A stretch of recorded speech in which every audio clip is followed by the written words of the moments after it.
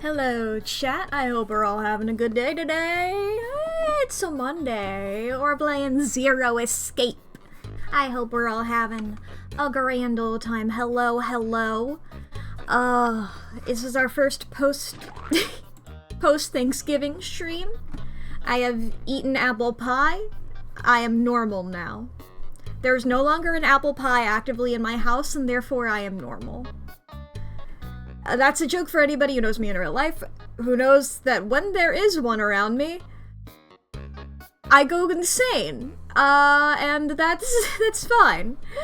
But there's no longer any of them here, so it's all good. You don't have to worry about it. But hello! Hello, I hope we're all having a good time. That we're playing 999 again. How dare they show you an ad for Magic the Gathering, god damn. I played Magic the Gathering for like a couple of months in middle school because I was trying to impress a boy I had a compet crush on. So that says a lot about me, I think. And I think that says a lot about me, is I couldn't get into it, really. It was fine. It was fine. I'm not really into that kind of thing. He was really Mr. Compact to us, yeah. Truly, it was like somebody else said that they had a crush on him, and so I was like, I guess I should as well. That's how things are sometimes. It's really fun being somebody who is, in a sense, heterosexual. I don't disavow the label. I'm like, I'm that and gay. You know? Being non-binary myself, it's like, okay, I'm not... It's hard to say that one is heterosexual or homosexual when one gestures vaguely at all of the duality theming I have within myself. The themes were put there for a reason. But you know, just like, it's really funny still calling out a compet, but it really very much was. I feel like I didn't really get into, like, actually liking people until I, like, came out to myself as non-binary, you know? It's like, I didn't want to be anybody's 100% girlfriend, and that idea I didn't like. Well, I mean, I am fine with it, but, you know, just as long as they know I can't be 100% a girlfriend, but also 100% a boyfriend simultaneously. And a partner, and whatever terms. I've heard date mate being used. I find that fun. I like how it rhymes. I've heard joy friend before. I feel like that one's a stretch, but you know what? Have fun. Whatever it is, you know? Whatever you prefer, then just have fun with it. But yeah. Magic the Gathering is too anti-joy. Magic the Gathering is just too much for me, I think. I'm into too many other things. I can't...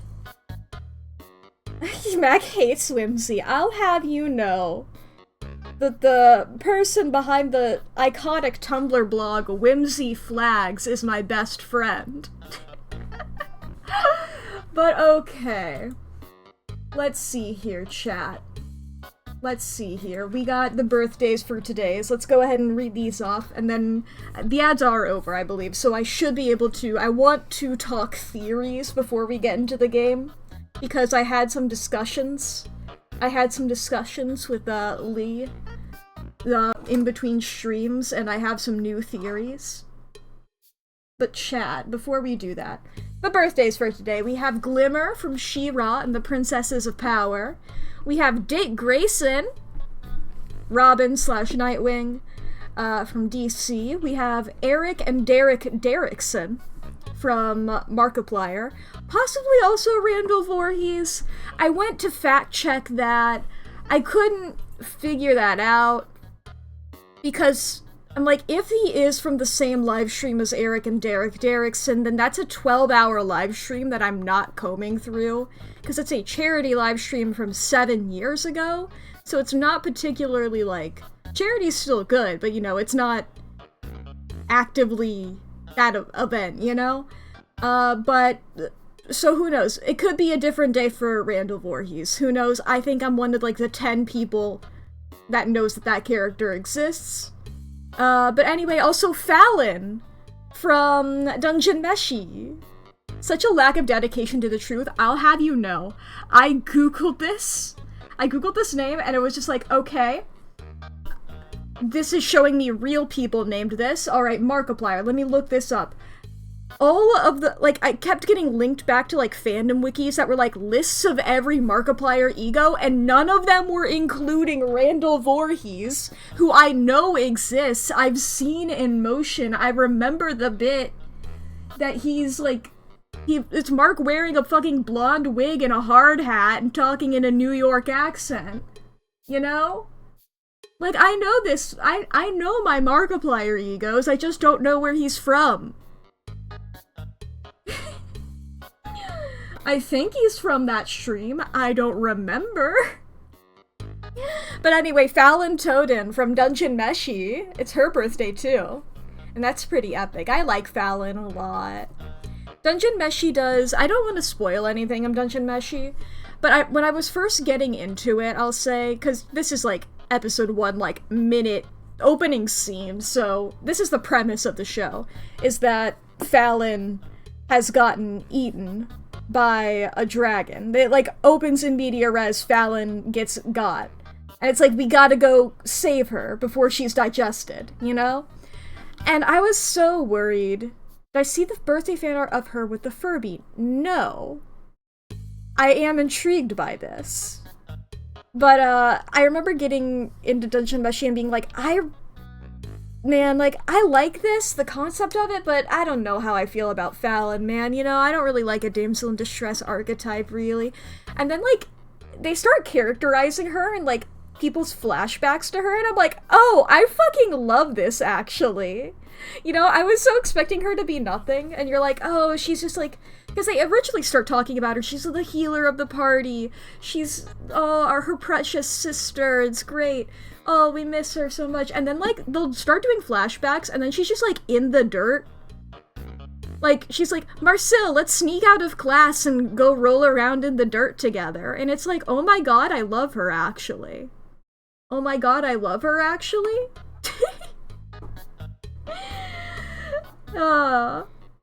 It's delightful. It's delightful. I love Fallon.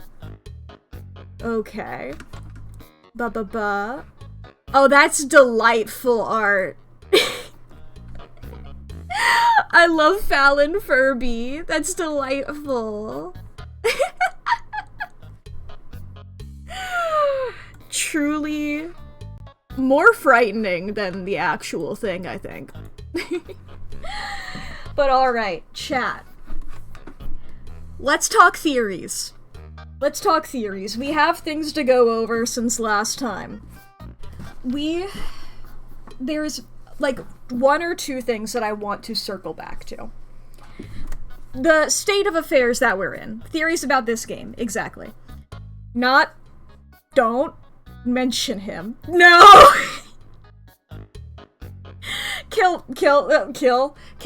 Anyway, so, the state of affairs as they are currently, Ace, we know, is the CEO of Cradle Pharmaceuticals, which did an experiment 9 years ago, in which 18 children were abducted, and they did a weird experiment on them to try and figure out telepathy. I'm not going to recount the entire plot, but there's a couple points I want to harp on. First of all, 16 children. Crazy. The number 9 is always relevant. I want to point out that 16 children were abducted. If we wanted to be 9 and 9, like, because the children are split up into 2 groups, one in the boat, one in Nevada. If we wanted to be 9 and 9, then there could have been 2 children who weren't abducted, who, like, either were volunteered for it or, like, you know, like a Truman Show, like, oh, this company owns this person, you know? Yada yada. How does the strongest fuck ice mummy fit in all this? The ice mummy? The relevance of the ice mummy is that I think that we're in space. Is that the mummy opens up the world of cryogenically frozen people. Because the mummy was cryogenically frozen, I don't know if there was a time travel or space element to her thing. But Ace said that the mummy, that the way that she was frozen, lends itself to future space travel stuff. I really feel like there is a connection between the Ice Mummy and Lotus because the designs are very similar. Where last we left off, we haven't seen the mummy yet. I have a feeling we're gonna come across the coffin, open it up, and the mummy's not gonna be there. Now, does that necessarily mean it's Lotus or whatever? I don't know. I don't think so. It could be. I genuinely have no clue. But I really feel like the mummy's not gonna be there. I'll eat those words if I have to. Going back through the characters, we know that Snake and Clover were both a part of the original game. I don't know if that's the original one. Oh, they actually did one before. I'm gonna call it the original game. They were there, right? We know that Snake was on the boat group, and that Clover was in Nevada. We know that I believe we have confirmed that Santa was also a part of it. We know that Ace was leading it. We know that Lotus had kids who were in it. We know that Seven was investigating it. Ninth Man was working for Ace, who was organizing it. And Junpei is also there. What I wanted to point out is something that Lee started with and then I built upon, and I feel like this might genuinely be it, was that Lee pointed out that it was Lotus's twins who were got, right? And it was also Snake and Clover who are siblings. So we think that possibly it's all pairs of siblings, and then, like, one sibling to one site and the other sibling to the other site, for, like, an increased connection there. And Santa... I'm gonna get there, Lee. Give me a second. I'll transition into it. So, we know Santa has a sister, and we also know that... because we keep saying that it's gonna be June and Santa. June... We don't know any siblings there. Santa has mentioned having a sister. This is the part that I pointed out because I was trying to think of plot threads that have come up but not been resolved. Santa mentions having a sister. That's why he likes the story of the white and black Santas or whatever. It was so stupid, it stuck in my head. Santa has a sister, doesn't show us who it is. So it's like, we know Santa was there. It could be, technically, assuming that the sibling theory is correct, it could technically be that Santa, you know, has a completely, I don't want to say unrelated sister, but you know, that's the wrong one I wanted to do. Maybe his sister is actually the mummy, exactly.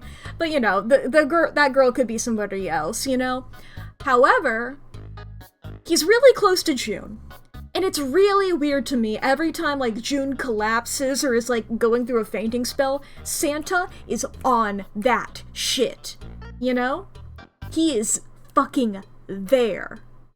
He is ready for it. He is like, holy shit, are you okay? He's like, you know, really being obsessive about it.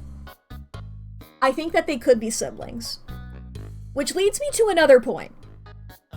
We know that one girl died. We don't know who, but we know that one girl died. And we've seen in the other ending that Snake got shot 6 times and was still quote-unquote alive. He was sort of like shambling about, you know? He was like all fucked up like that. That could be what's up with June. Because we were saying, like, she could be the one who died, right? She could be the one who died. And then, like, something happened. She could be, like, going through it. That's probably why she's sick. You know, that's probably why she's, like, collapsing over and over again, you know? That's why she has this fever, because she fucking died. She's so fever mummy to fight the ice mummy. Now, I really want June to be the main bad guy. That sets it up a bit more towards Santa being the main bad guy. Or I guess they're sort of, in this instance, I guess maybe vigilantes? Or like revenge seeking? I don't know why Junpei's there. Junpei's there because June likes him, I guess, you know? That's about it. But like, you know, if they wanted to just get revenge on the Cradle guys, they could have just done that. They brought in all these other people. Why is Lotus there, you know? Other people were parents. But, it's like she has to be connected to the mommy. But yes, I think... Because I really hope that June is explicitly evil, and is, like, enthusiastically evil. I don't want her to just be like, oh, I have to go along with this because I'm a zombie or whatever, you know? Well, if she is a zombie, I hope she's gleeful about it, you know? I want her to be unabashedly evil. If she is not, I will be disappointed. If she is boring, I will be disappointed, is what this gets at. I think we are communicating between time- Right, yes, I remember you saying this. Communicating between timelines. You think there's an AU or time travel bullshit in space. Think Junpei is here to do a telepathy to the past to get June to be fine somehow. I remember that theory that you said, yes. Swear to God, we have to be here to fix or stop from dying June or something. Biting, gnawing. I like that theory. I don't know if it's one that I 100% believe myself, but I do think that it is a real possibility. It's not my number one theory, but it is a good one. It's one that I will be like, I would not be surprised if that is it, you know? Okay. Sans, thank you for your beautiful music. I say we get into the game and we figure out if any of this has any basis in reality. We telepathies between endings. It has to mean something. Yeah, I agree. It's weird that we do that. And it's like, from, like, what you said before, or last stream, I rewatched parts of the VODs before this stream. So, I mean, like, what you said before, a week ago, but, we had to have that other ending in order to get this one, you know? We had to have the zero lost ending in order to get this one. So it's pretty... It's something. Like, that's an explicit timeline divergence. But alright, last we left off, we were here in the library, we explored all of this upper floor. Our items, we got 2 powerful light bulbs. This that says Lilk. And we got Head. Now, we've not explored downstairs yet. I'm excited to explore downstairs. You can't see the game. That is smart. That's what I get for hitting the... That's what I get for trying to put on a sound effect. I tried to put on a sound... I did my little buttons earlier. Not worth it. I'm wiggling it. So Head. Head and Lilk, 2 powerful light bulbs. We're here. Algebraic number theory. Math, huh? There's another one like that over here. You mean something like primary number theory, or analytical number theory, or geometry? my gosh, how did you know? Nobody said anything about those. Well, number theory is usually split into 4 chief disciplines. If there was a book named Algebraic Number Theory, I would take a wild guess that the other 3 would be there as well. Looks like I was right. The Pythagorean Theorem. There's just a book about the Pythagorean Theorem? This is a famous one. Sounds like there are a number of math books in this section. Cool. This one's Goldbach's, or Goldbach's? Goldbach's Conjecture. Conjecture? What's it about, like, magic or psychic stuff or something? Right, I bet it's about jewelry, isn't it? It may have an odd title, but it's actually a very respectable mathematics book. It deals with one of the unsolved problems of additive number theory. Sorry I said anything. Look, let's not get into this right now, okay? I don't want to learn math right now. Me playing this game. That's the one flaw in this game. Ignore the misogyny. That's not a flaw, it's only the math. And it's a very real flaw, and not something that I think is genuinely clever and well utilized. That's a weird book, Junpei. Indian Mathematics. That's funny. Why is that funny? Okay. It says, Riemann hypothesis. What's there to hypothesis about with a Riemann? Isn't that pretty straightforward? Heavens no, there are many I mean, I was gonna say, isn't that like a sexual thing? It was like, heavens no, there are many factors. Length, girth, lubrication, or lack of. It's an exciting and rapidly growing field. Wow. Is he talking about Riemann or Riemann? Because, I mean, that's... Okay, what do we got here? Dadkind? Owen? Leibniz? Sheldrake. Sheldrake. It's like a Pokemon. Dadkind. What the hell is this? Wasn't that a German mathematician? Dadkind, then? Maybe it's a compilation of his work. Owen, huh? Owen isn't enough to go on. Perhaps it's about the English Revolutionary? I think it's about Wilson. Leibniz? This book is in German. It looks like it's the complete works of something. I've never heard of it. Well, if Snake doesn't know what it is, I don't think we'll ever know. Sheldrake? Sheldrake. Isn't Sheldrake... Okay. What do you mean, isn't Sheldrake? Well, keep that in mind, I suppose. Let's look around a bit more. What's this? Origin of Japanese folklore? Looks like there's a bunch of books about Japanese culture here. Mostly ones about folklore, though. Well, folklore can cover a wide range of subjects. History, urban life, religious trends, environmental changes, oral traditions. Folklore can cover all of those things, if you know where to look. This looks pretty deep.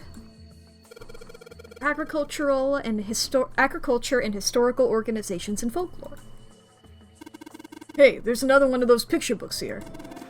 Something about these things feels kinda nice, you know? Brings back good memories. I guess even people like Seven were kids once. No shit, you little brat. Hey, guys, cool it. Alright, I think I'm gonna take this picture book with me. Tales of Old Japan.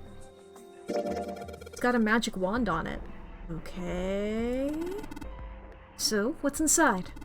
Well, aren't you going to open it? Pretty sure it's just gonna have pages inside, smart at. Whoa! CS. C5. Well, we have D and S are the same. They're both yellow. The L's, this L and this dash are both purple. The 5 and the H are both green. These E's are both blue. Like, is this anything? Am I noticing anything here? Modern Japanese literature, huh? Let's see what we've got here. So many books here. I wonder what this one's... Whoa, what's this? Warm? Oh, sorry. Oh, no, I'm sorry. Hey, what's the deal with this sappy stuff? I was excited about a warm book. It's like, oh, I accidentally, like, brushed her hand or something. Calm down. It's a small enclosure with 9 sides. There are 3 of these things that look kind of like music stands. We put the books in them? Okay, how about we try putting these picture books on the stands? Then... This is a little weird. Well, we have these light bulbs. I guess we're gonna need a third, though. Astronomy. There's a couple of books on the glass shelf. From left to right, they say evolve 632415. The middle of the glass is a cylinder lock. Yeah. If it's 632415, I want to do that while I know. The hell's this? It's like they just gave us the answer. Guess I might as well give it a shot. Yeah, let's try it. 6, 3, 2, 4, 1, 5. Oh shit! You did it, Junpei. Yay! I don't know why, but I don't really feel particularly happy about being praised for that. Whatever. At least the lock's open now. See if we can get it open, okay? That's what we call putting your own personal spin on the line. Ooh, light bulb! There it is! All 6 books seem to be pointing at the cylinder number lock. Okay. Books here in all sorts of languages. I can't read them. Iron plate is bolted down. I don't think it's a door. I think it's just a wall. Yeah. Alright, let's put these light bulbs in. Alright, so there are 3 lights in here. I will point out that you can sort of see shelled... I assume Sheldrake here, but we can't see what the actual final thing is. No, wait, is that a 6? Sheldrake 6? I don't know if that's supposed to be there or not, but I can see that there. I put it in and it says, like, Owen. Now they should... 5. Damn. Awesome! It worked! Way to go, Junpei! Good job, buddy. There's something projecting on the bottom. These letters, they seem familiar. Calm down.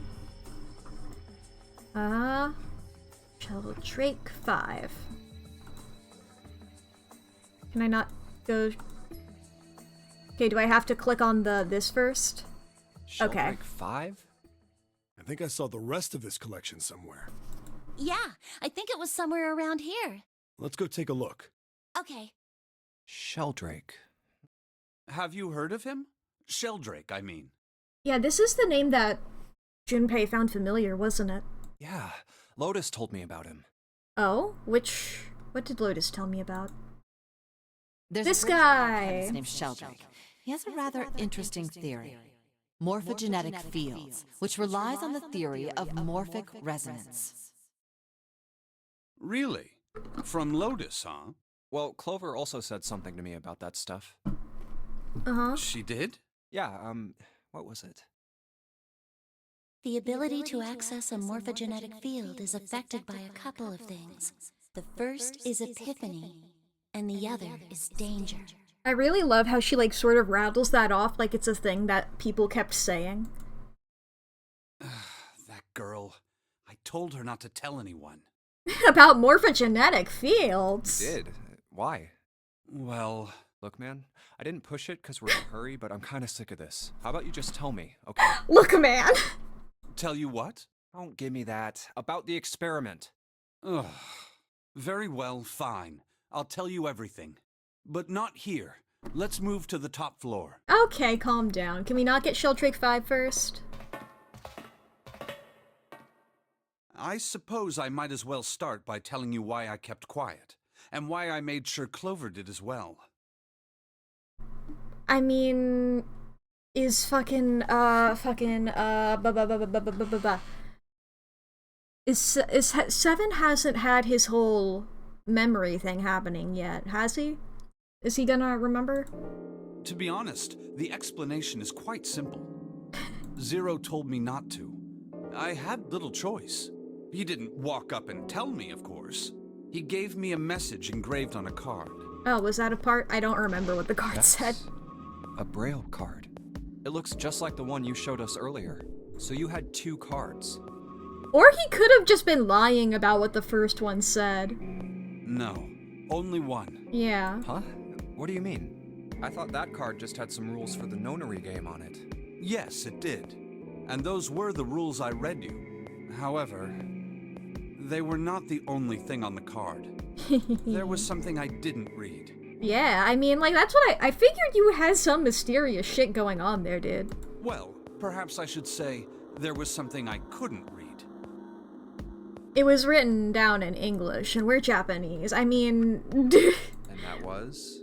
I mean, I don't know what they're supposed to be in the localization, but you know, any of you chumps know Japanese. Tell no one of the events that took place 9 years ago. Tell, and I activate your sister's detonator. It's a threat on our lives. Oh. Well, Well, that was just for you. That rule was just for you. She could have said stuff. Well, what about Clover? Did she get a message from Zero too? Thank you, Junpei. I don't believe she did. But doesn't it strike you as strange that Zero would shut my mouth, but not hers? Yeah. I don't know. To be on the safe side, however, I told her it was best not to tell anyone. Still, apparently she told you. That girl. What's wrong with her telling me? I figured some stuff out with the things she told me. I mean, it looks like the whole activate her detonator thing was just a bluff. She explodes.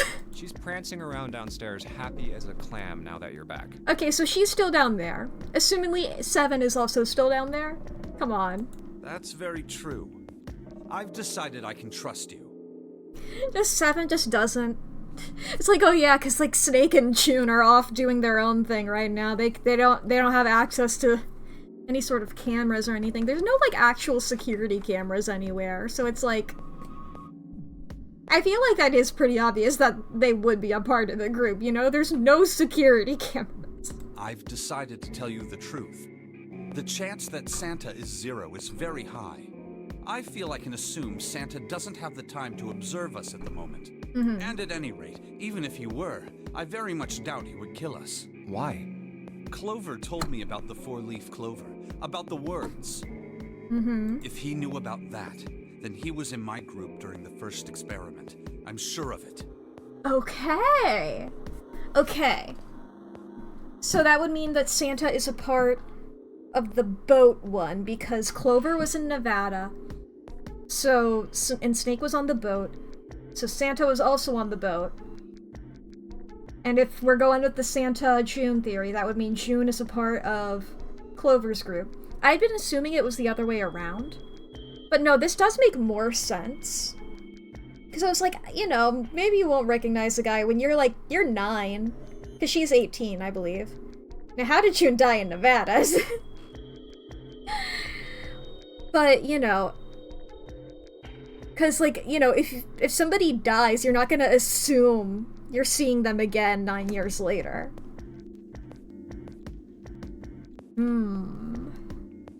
He wouldn't kill us, no matter what the situation was. You got class solidarity?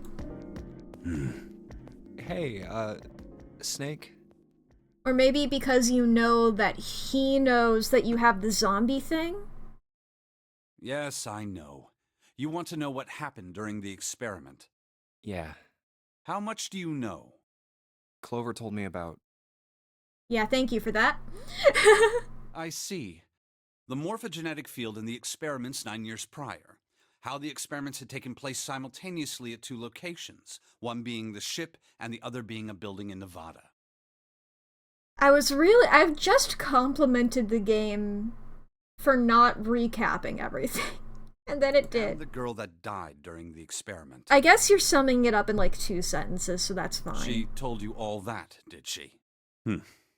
At any rate, I now know how much you've learned. All that remains for us to determine is who did this and why, right? Yes. Can you tell me what happened? Oh yeah, Junpei doesn't know about Cradle Pharmaceuticals yet, does he? Yes. The people who organized the initial experiment were from a company called Cradle Pharmaceuticals. This is the weirdest sense of dramatic irony where it's less that, like, oh, I know something that the characters don't, how excited, or, oh, right, you don't know that. Yeah, moving on. There were 4 of them running the show. Can I point out something that's bugging me, by the way? Gentaro Hongo. Oh, I know that guy. He's got this great outfit on, right? You can see here this shadow goes here, and where the red is under the shadow, it's darker. Same here. And here, but not here. This bit is not dark, and I keep staring at it. I don't know how that's lore relevant, but I keep looking at it. My eyes are stuck on it. Nagisa Nijisaki, Teruaki Kubota, Kagechika Musashido. Why did you read those off like they were Jeopardy categories? Hongo was the CEO of Cradle Pharmaceuticals. Thanks for confirming shit for us, dude. Thanks. This is the guy that was dressed up as Snake. He has the same haircut.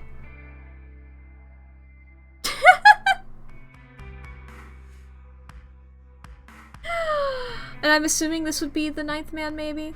And then, I mean, I'm pretty sure that the guy dressed up as Zero had, like, that weird mustache or something like that. I don't fully remember what he looked like, though. Also, baller fucking outfit, not gonna lie.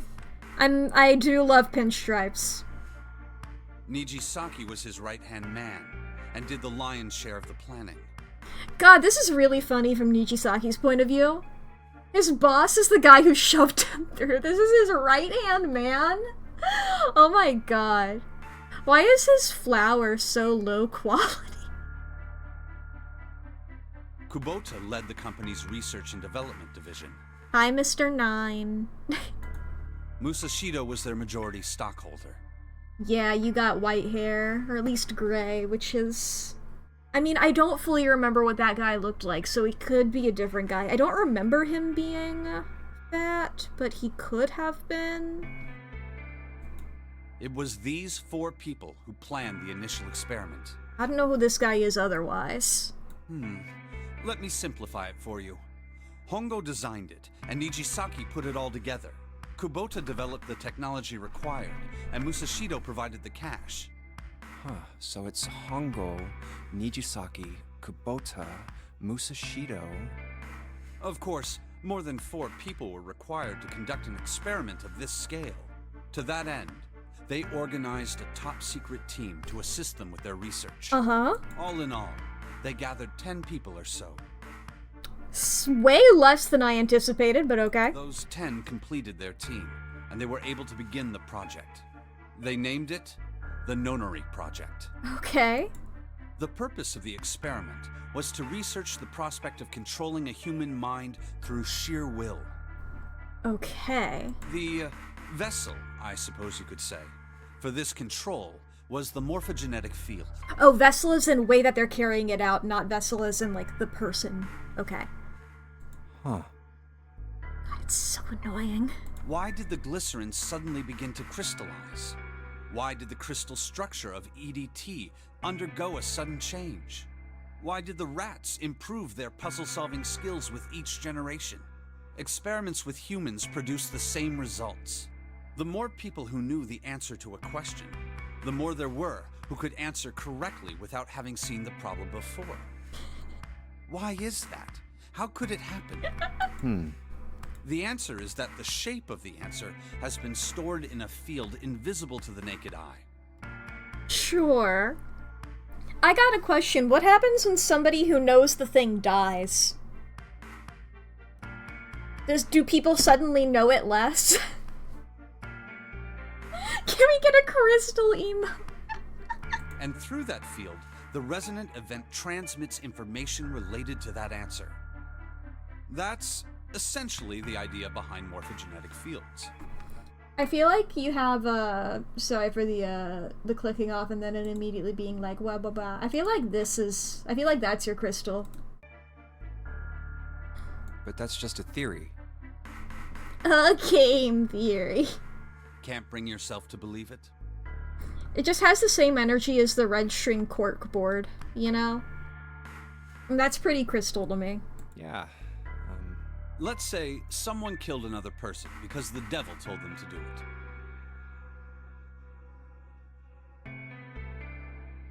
What were the previous few sentences? Okay, yeah, they weren't anything. This is... Okay. Okay, sure, okay. Whether the devil exists or not has no relevance to the murder. They believe the devil exists. Whether or not he does is immaterial. Okay, then you should have said, let's say somebody killed another person because they think the devil told them to do it. Or something like that. This is, you know, like... I wasn't sure whether... Okay. So what matters here is that Hongo believed in the morphogenetic field. But are you saying, like, believing in it makes it true? That's right. But I still don't get it. Like, the fucking fish in D&D? Those fish people? You said they wanted to figure out how to control people, right? That is what you were saying. Yes. So how are they going to do that with a morphogenetic field? I'll keep it simple. Let's suppose 10,000 people have solved a certain problem. Okay. The chance of you knowing that answer, even if no one has told you, will go up. Okay. Let's have another example, shall we? Okay. Say 1 million people were to do a handstand right now. Okay! Tomorrow, the chances of you doing a handstand would be higher, even if you had heard nothing of this hypothetical mass handstanding.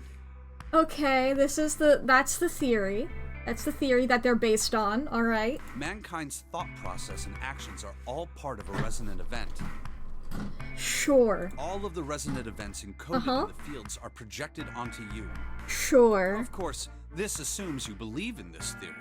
Do you follow so far? Oh shit, it's normal in this sprite!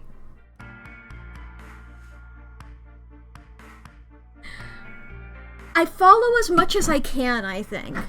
But this assumes I believe in the theory, so if I don't believe in it, does it not work? Yeah. Is that why they use children? Because children believe things easier? Now, if there was a person who had the same effect as those millions of people, what would happen? That's what they mean by controlling people, then. Okay.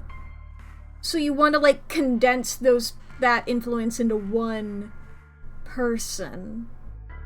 And then, like, what? Use that for advertising or something? Probably something more nefarious. I was thinking, like, realistic. I was like, wait, maybe not. As soon as I said that, I was like, that's more real-world type shit. If that one person were to do a handstand... Wait. Other people would find themselves wanting to do handstands as well. Wait, is the plot of this they're trying to make influencers? Are they making Is Cradle Pharmaceuticals trying to make an influencer psyop? Like, is this an industry plant? Can you imagine what a person with powers like that would be able to do? Yeah, they'd have millions of followers. Come on, there's no way. I'm not done. Imagine another scenario.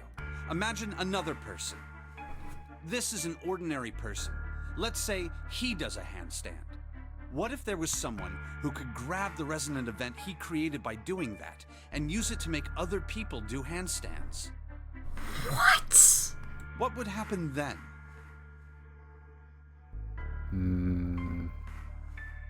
People would do handstands. Who has the power to handstands. write to the field, and someone who can read from the same. You could think of them as the writer and the reader, or the transmitter and the receiver. Okay, so that's why there were two groups. One of them was supposed to be a writer, one was supposed to be the reader group. What would the world be like if there were people with abilities like these? This game came out in 2009. This is before influencers, huh? I hope they actually call them influencers. Well, no, they're called writers and readers. That's damn. So the transmitter's resonant event can be transmitted through the field and sent to the receiver. and then the transmitter can control the receiver however they wish. So, okay, I at first thought they wanted to make a guy who could do we'll use the handstand as an example. They wanted to invent somebody who could do a handstand and then that would influence everybody else to do it? You're telling me they want to influence, like, specific people? That, like, you can't just make one guy who's really good at it? Who has, like, the strongest aura imaginable? No, it's one specific person?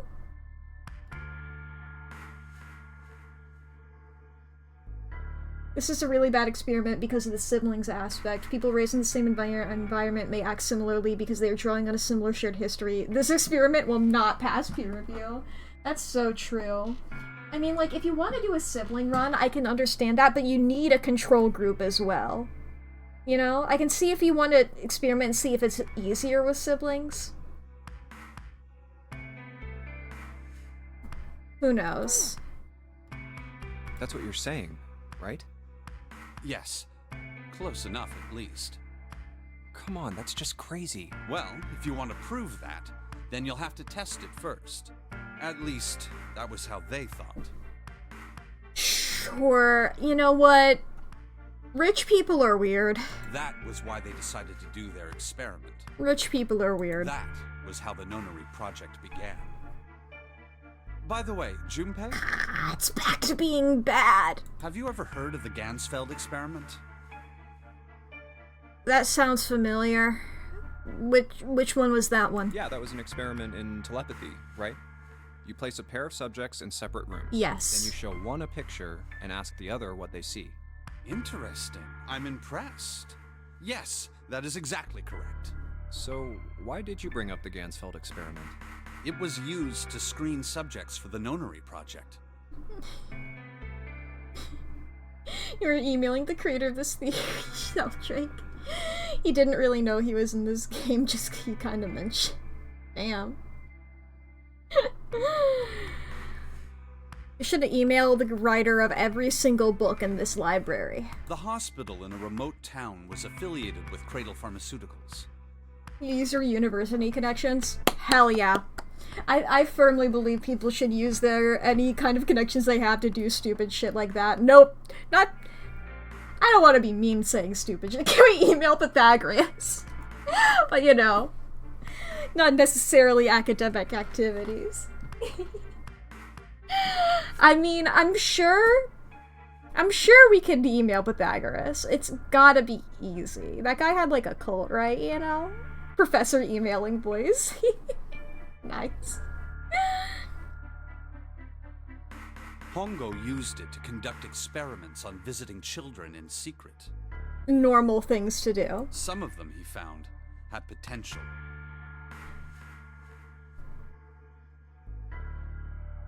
So, wait, is it just one hospital? I know that in the other ending they mentioned that that the one connection all the children had was that they had gone to a hospital affiliated with Cradle Pharmaceuticals. I thought that meant that there were multiple hospitals associated with Cradle Pharmaceuticals and each of them had gone to one.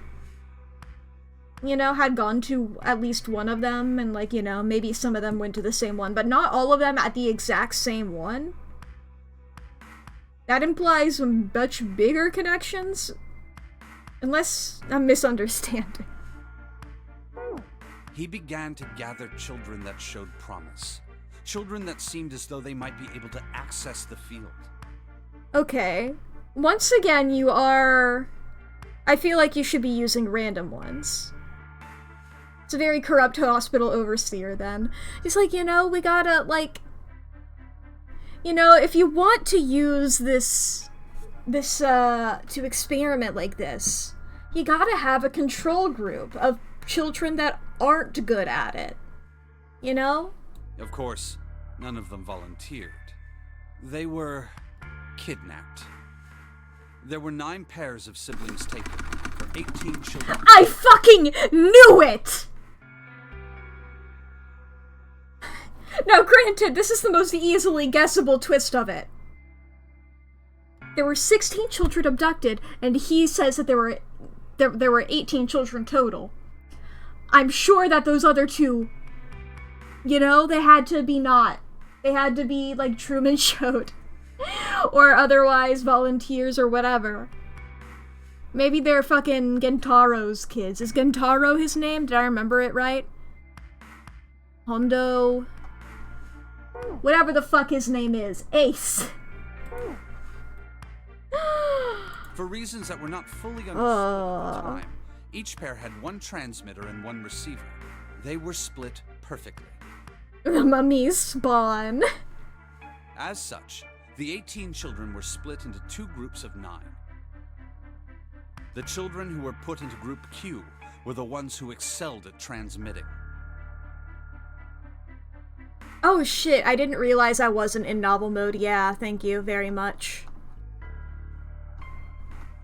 Yeah. They were transferred to the Mack experiment building known as Building Q in the Nevada desert. The children who excelled at receiving were put in Group A. Group A was then placed on the former hospital ship Gigantic. Right, yeah, that aspect of it. From the experiments he had conducted so far, Hongo had learned the following. It's such a... You say that so casually that they were put on the Gigantic.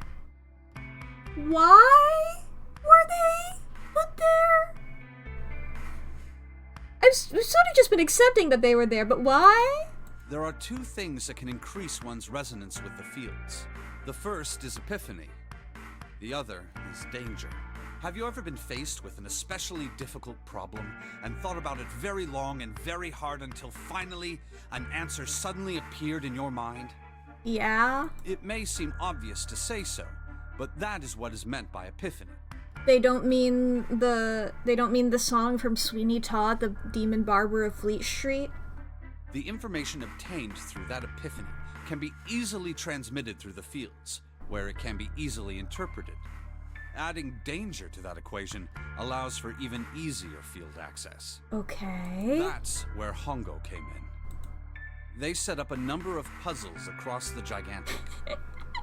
Okay. The participants had to solve each one before they could move to the next room. Of course, he hadn't forgotten to include danger. He had detonated a bomb on the hull of the Gigantic. The children in Group A were forced to play the nonary game as the ship sunk.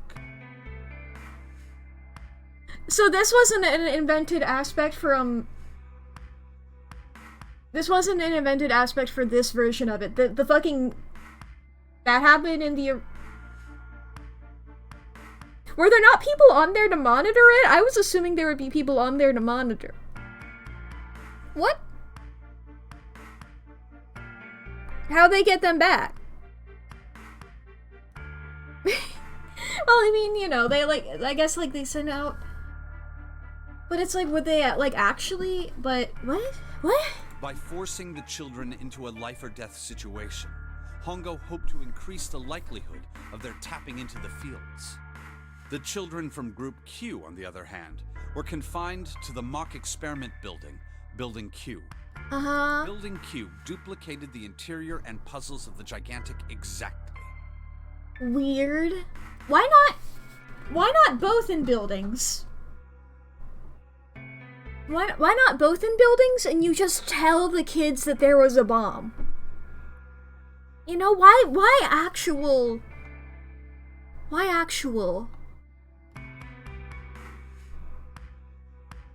Okay, Q is transmitting. I just wanted to double check which one was which. Receiving on the boat. Okay. Every detail was exactly the same.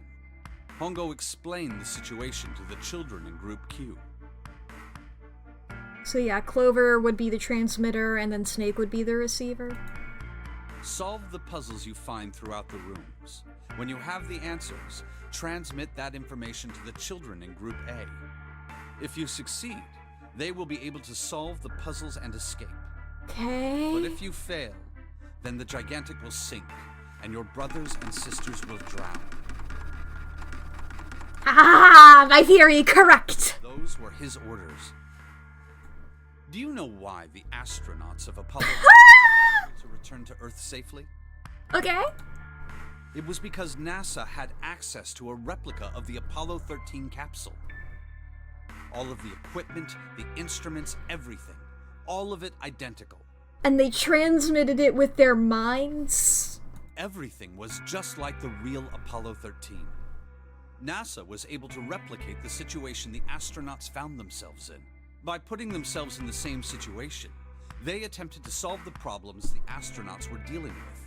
Once they found solutions, they reported their findings to the men aboard the actual capsule. They had a radio relay. Yeah, they reported their findings to the men aboard the actual capsule. It's Apollo 13 for fun. Come on. We could call them on the telephone.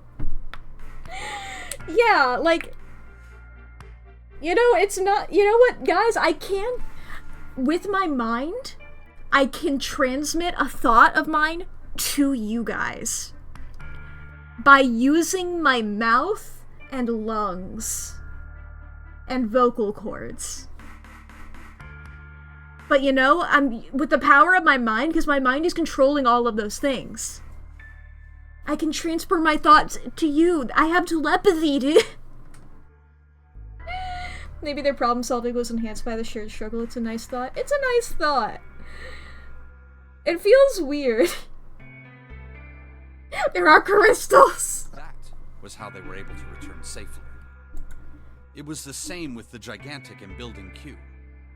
The children from Group Q had to use the power of epiphany to solve the puzzles they found and transmit what they learned through the fields. Okay. The children in Group A, however...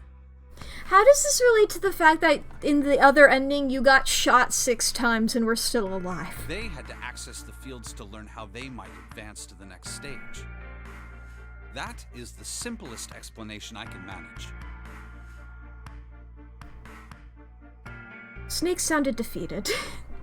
His half-hearted attempt at derision served only to show how much the story had affected him. Huh. Just as Junpei was about to speak. Hey, Junpei, Snake! How much longer are you two gonna sit around on those bony asses? Snake, I wish you were upstairs so you could have heard this and maybe you could have remembered that you were a cop. Get down here already! Did you guys solve a puzzle or anything? Seven's voice echoed up from below. Snake took a deep breath and blinked rapidly, as if just waking up from a long nap. He can open his eyes? He's capable of that? Seven calling out the twinks. He's right. Let's go, shall we? We don't have much time. We need to get out of here, and soon. Snake headed for the stairs, but Junpei put out an arm to stop him. Hold it. There's one more thing I want to ask you. Are you sure that there were 18 kids? Why? Well, I thought it was only 16. Oh, yes. That was what they said on the news, wasn't it? Yes. I have no doubt that 18 children were abducted and used in Hongo's experiment. After all, you couldn't exactly play a nonary game with any less, could you? Well, we know that there were 18 children there, and 16 were abducted. Well, yeah, but are you saying that the news got it wrong? The news has never gotten anything wrong, ever. That's what I learned about in my journalism class in high school. Yes, I am. There were 2 more children. The news only tells the truth, exactly. However, they had no relatives that I'm aware of. I imagine no one filed a police report when they went missing. That's gotta be Santa and June, right? It's gotta be them? They were brother and sister, like Clover and I. The brother's name was Aoi. His name is Blue! His name is Blue! Did I know that before? Blue and red. The groups are literally blue and red. The groups are literally displayed by blue and red. The brother's name is Aoi. His name is Blue. And her name is Akane. Aka. Red. I love having basic understandings of Japanese. Their names are red and blue! Chat, we are about to experience 3 minutes of ads. Please take a moment to take a break, go to the bathroom, grab a snack, get something to drink. And if you need to, this is also your hourly self-care check-in, so please fix your posture, take your meds, save your files, charge your devices, do some stretches, etc., etc. Unclench your jaw, that's the other one that I say. I should really write those down. I've been doing those off the dome every time. Oh shit, there's a cat in my room. Hi! Hi, have you been here the whole time? You went outside? You went out the room? Well, Chad, there's about to be ads. You're not going to miss out on any content. Don't you worry about it. We will be paused. And I will see you after those 3 minutes. I'm going to go let a cat out of my room real quick. I gotta free her. I like going to this screen and leaving it unmuted in case she meows, but I have a noise gate, so I don't know if she ever gets picked up. I mean, she gets picked up in real life sometimes when I pick her up. I'm not gonna do that, though. I don't want to be rude. Are you gonna meow? Completely silent, actually.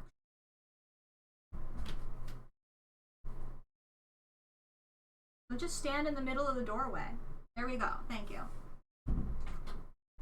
She's the most silent she's ever been in her entire life.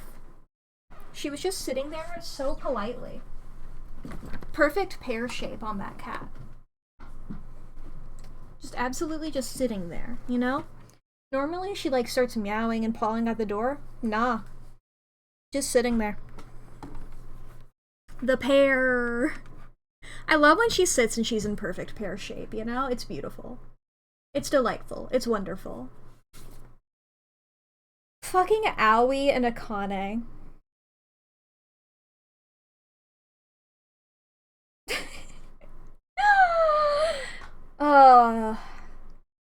Did I know his name was Aoi before? Aoi sounds really familiar. Though maybe that was me making maybe that was me being like, Akane should have been named Aoi. Don't think so? Okay. Maybe I'm just maybe it's maybe it's the Spike Chunsoft of it all, and I'm like, Asahina from Danganronpa. I do know quite a few characters named Aoi, so it might just be that. It's I don't know if it's a common name or not, but it's common enough in the anime and shit that I've seen. I know characters like to be named a color. Which I cannot deny that. She didn't go to her food, she came to sit by your desk and clean herself. You're welcome.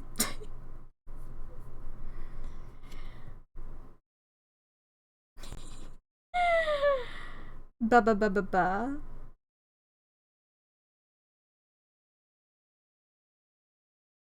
Ba ba ba ba ba. I will say, this is the first time I've heard Aoi being used as a name for a boy character. I don't know if that's anything, that's just interesting to me. I don't know the gender of Japanese names. I mean, I know them for some of them, I've just not heard it for this. It could just be a gender-neutral one, you know? Those names exist in... I named myself Mack for a reason, you know? Alright, chat. The ad should be over. Here we go. The sister's name was... Akane? Her name was... Akane? Snake couldn't seem to bring himself to continue. Yeah, for Teen Beach Movie reasons. Truly, rewatching Teen Beach Movie as an adult, and just like, I remember the plot of it, I loved it. I didn't remember any characters' names except for Butchie. Oh, the like opening thing being like, well, Mack, and I'm like, whoa! It looked as if what he was about to say brought him great pain. Her name was Akane.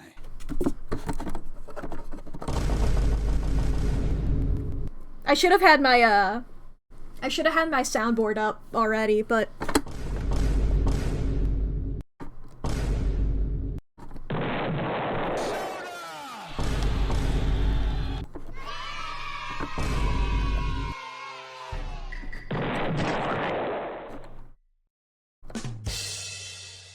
That is the girl who died.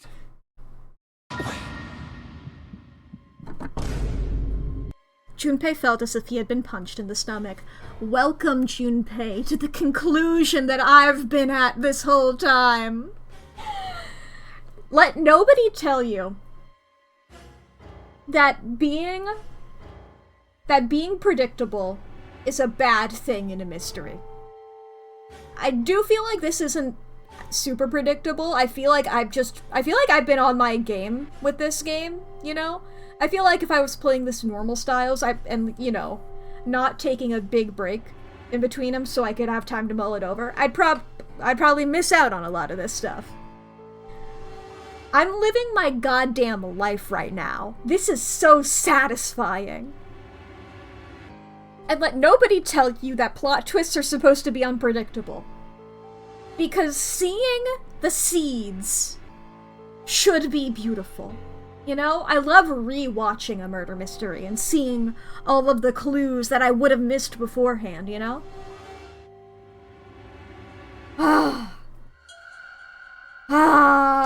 I love it. I'm obsessed. I'm having the time of my life. His vision went blurry and his head felt light. Akane Kurashiki died 9 years ago?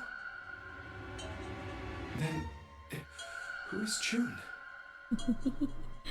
Dude, Junpei, he didn't tell you Kurashiki died. He just said Akane. That is another name that I see in anime quite often. Once again, I technically don't know if it's a common name in real life. No. That's impossible. He's very smart to intuit it. He's getting brain blasted. It can't be true.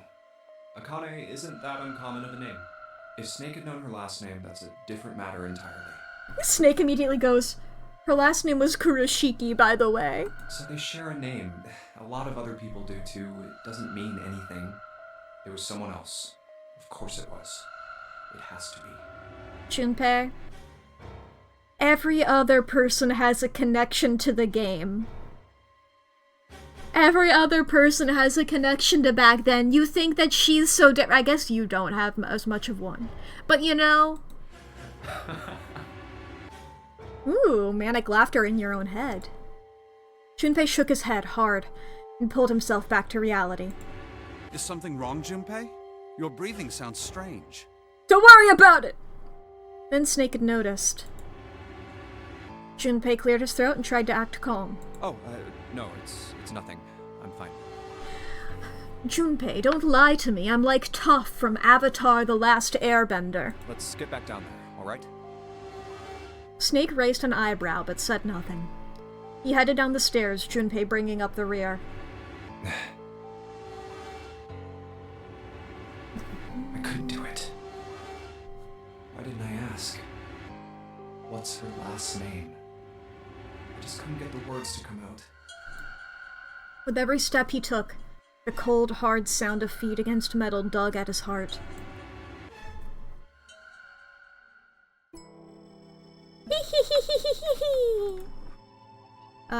Sheldrake 5, yeah?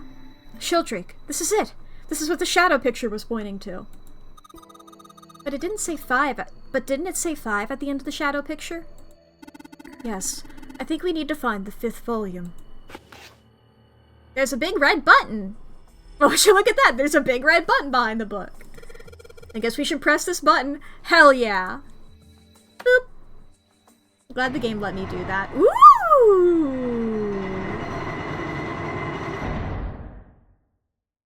I really thought that this was gonna be like an aircraft hangar and we were gonna like fucking blast off for a second there. What was that sound? It sounded like something really big was moving. It came from the top floor. Alright, let's go check it out. Up we go. Ooh, Roman numerals. 13, 14, 10, 13? Looks like an output monitor. I bet the letters you type in on the keyboard will show up there. 13, 14, 10, 13. Well, I bet you gotta type something on that keyboard. Yeah, but you can only enter letters. And it looks like you can only enter 4 letters. Let's see how it works. I guess you need to hit enter once you type in the letters. You can erase what you can type with clear. Okay, 1 second. So... A is 10. A is 10. B, C, D... Dead? It's dead. Okay, I get the basic operations. Let's give it a shot.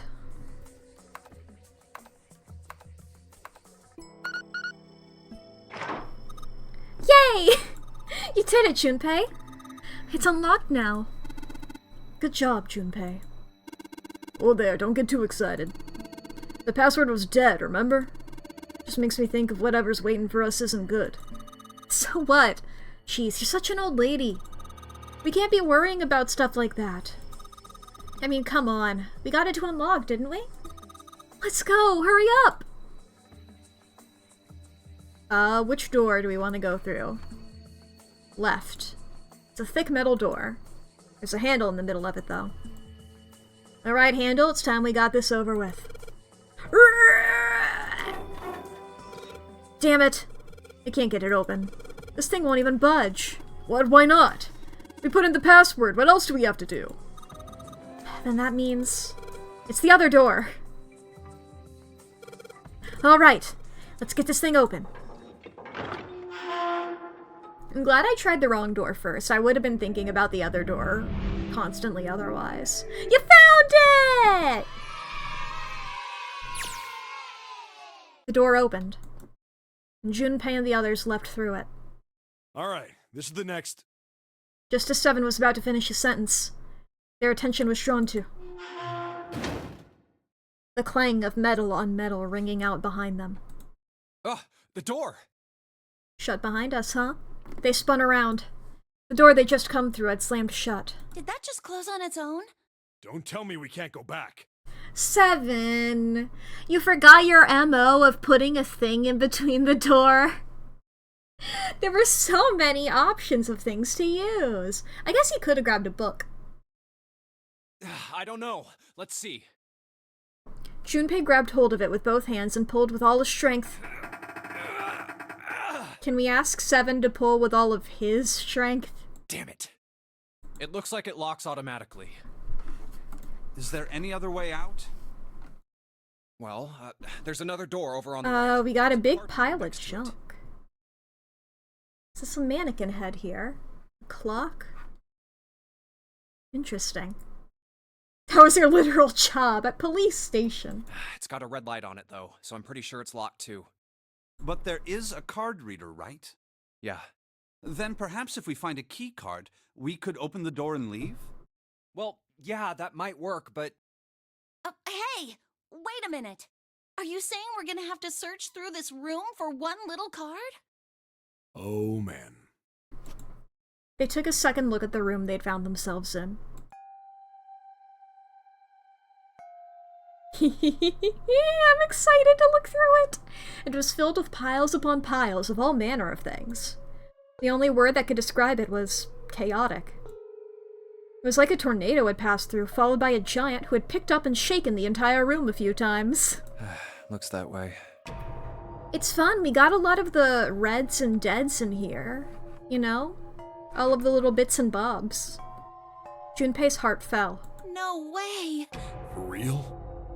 Clover and Seven looked as though they were about to cry. Well, we can sit down and wait to die, if that's what you prefer. I like Snake.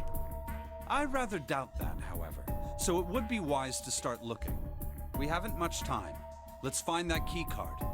Oh, and the Neptune key as well. We won't be able to get through the hallway without it. All right then, let's begin. Ba-doom, ba-doom, ba-doom, ba-doom. Seek a way out, motherfucker! Eee! I love escape room segments. They're my favorites. We have so much. We have so much. Okay. Here's this. 1, 2... Okay, yeah, we can't go further to the right. So 1, 2, 3, 4, 5. Baby, I'm living the life. Oh! I'm in decadence, yeah. Okay, so this is them going back, actually. This is like the same but reverse of the path from before. Hey Junpei, isn't this a nautical table? Yeah, I feel like I've seen this before. Yeah, but it's in reverse. Drafting table, been used quite a lot. Ruler attached to it. Light that's attached to it. Got this little metal arm that holds it up. Neat. Look, Junpei! The rust on here looks like Elvis's face. Yeah. How exciting. Back of that huge machine. Clover says she can see Elvis's face in it. It's a chair. Thank you. There are piles of crap everywhere. Man, this place is a mess. It's so messy, I don't know where to start. Some of this crap looks familiar. I think a lot of these are parts of the puzzles we solved in the other rooms. If that's true, then this room could be Zero's laboratory. Perhaps Zero would shut himself in this room to devise the machines and puzzles they'd need to see their plan come to fruition. And I love fruition. Just a pile of junk. Nothing useful here. Okay, I can't look at it. I can see some sort of big machine on the other side of all this crap. Gosh, this desk is really big, and it feels really sturdy. Yeah, it does seem pretty heavy duty. I suppose it belongs to whoever uses this room, wouldn't you say? Okay. There's some old computer monitors on this desk. You don't see CRT monitors that much anymore. See their screens from here. I think these fans are for ventilation. They're probably there to circulate air. Pipe. Great. What, you don't want to crawl through that one, Junpei? Fans must be for ventilation. Can see walls on the other side of them. There are metal bars in front of the fan openings. Don't think we can get out that way. I'll look at that in a second. Okay. This first. There's a control panel in front of the big screen here. Wonder if any of these buttons do anything. There's something on the screen now. What's this? There are 15 cells here with numbers and letters in them. Let me see that. Ah, I see. So whenever you touch a cell, the ones next to it turn on or off.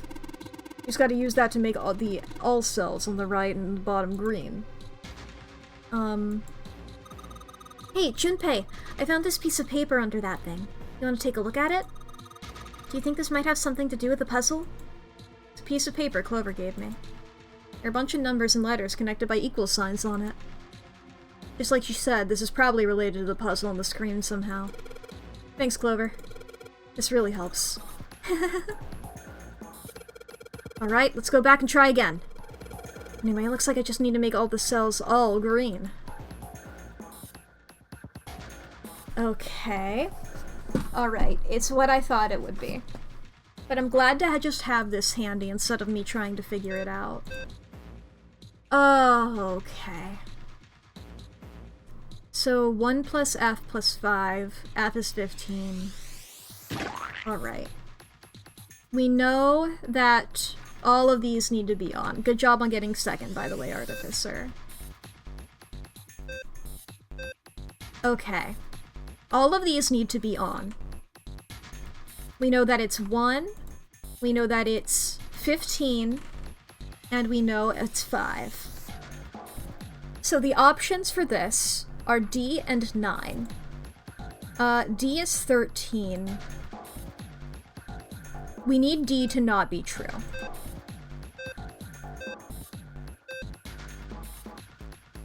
We need... Let me write this down real quick.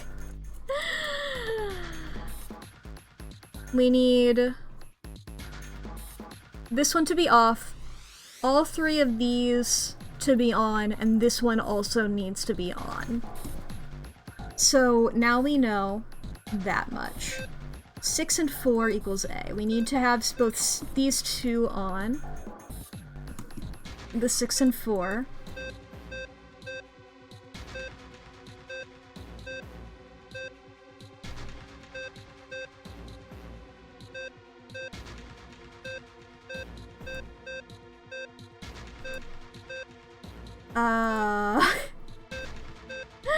I'm so bad at these kinds of puzzles.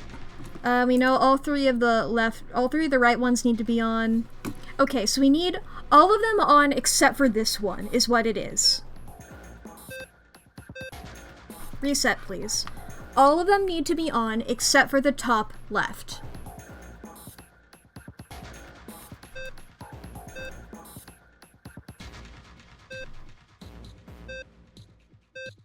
Oh, that's so close.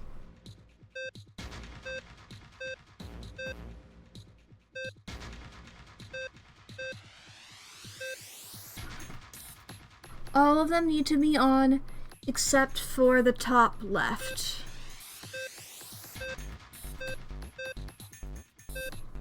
I hate these kinds of puzzles. I'm gonna be so real.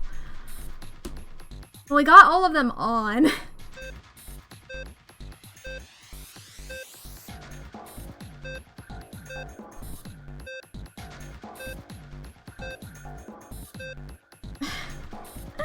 I've gotten all of them on. I just need this one to be off. Oh no, wait, the bottom is also... L is 21. It needs to be 9 plus C, right? No. Yes. So this one and this one need to both be off.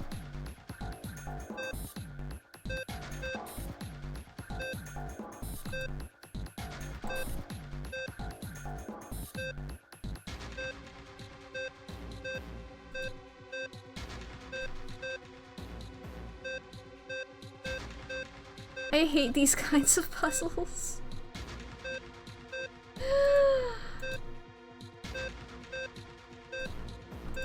Chat, I'm gonna be stuck here all stream. I might look this one up because I found the solution. This is gonna be me doing trial and error constantly. I know the solution. I just don't know how to get looking up this stupid fucking puzzle. I've done every other puzzle in this by myself. I get 1. I hate these kinds of puzzles. They're stupid and I don't like them. Okay. Zero escape. What fucking... Where am I right now? I can't just say number puzzle. That doesn't narrow it down. All puzzle? Does that help? I don't want every puzzle. I want the puzzle that's the ALL puzzle. Ooh, I found a YouTube video! Thank you, YouTube, you're beautiful! 4 years ago, okay. D 9 F 9. This one. Thank you, YouTube user Sharbit. S-H-A-R-B-I-T. In your YouTube video from 4 years ago, you are my savior, you are delightful, you are wonderful. You have saved my ass. You did it, Junpei! Yeah, I did it. Give me the credit, yes. You're so smart! Yeah, I deserve that. You seem to have done an excellent job and solved the puzzle. Why are they complimenting me for the one puzzle I had to look up? Just what I would have expected of you, Junpei. Hey, come on, you're embarrassing me. Whoa, whoa, don't get cocky, kid. We don't have time for that. See, this is the telepathy experiment. I got that from YouTube. That's telepathy. Look at this. Check out the right edge of the control panel. The lid slid open and something came out. A cross emblem. Well, I hope it can stop being so mad. We should search it. A metal plate shaped like a shield. There's a cross engraved on it. Plus. Great.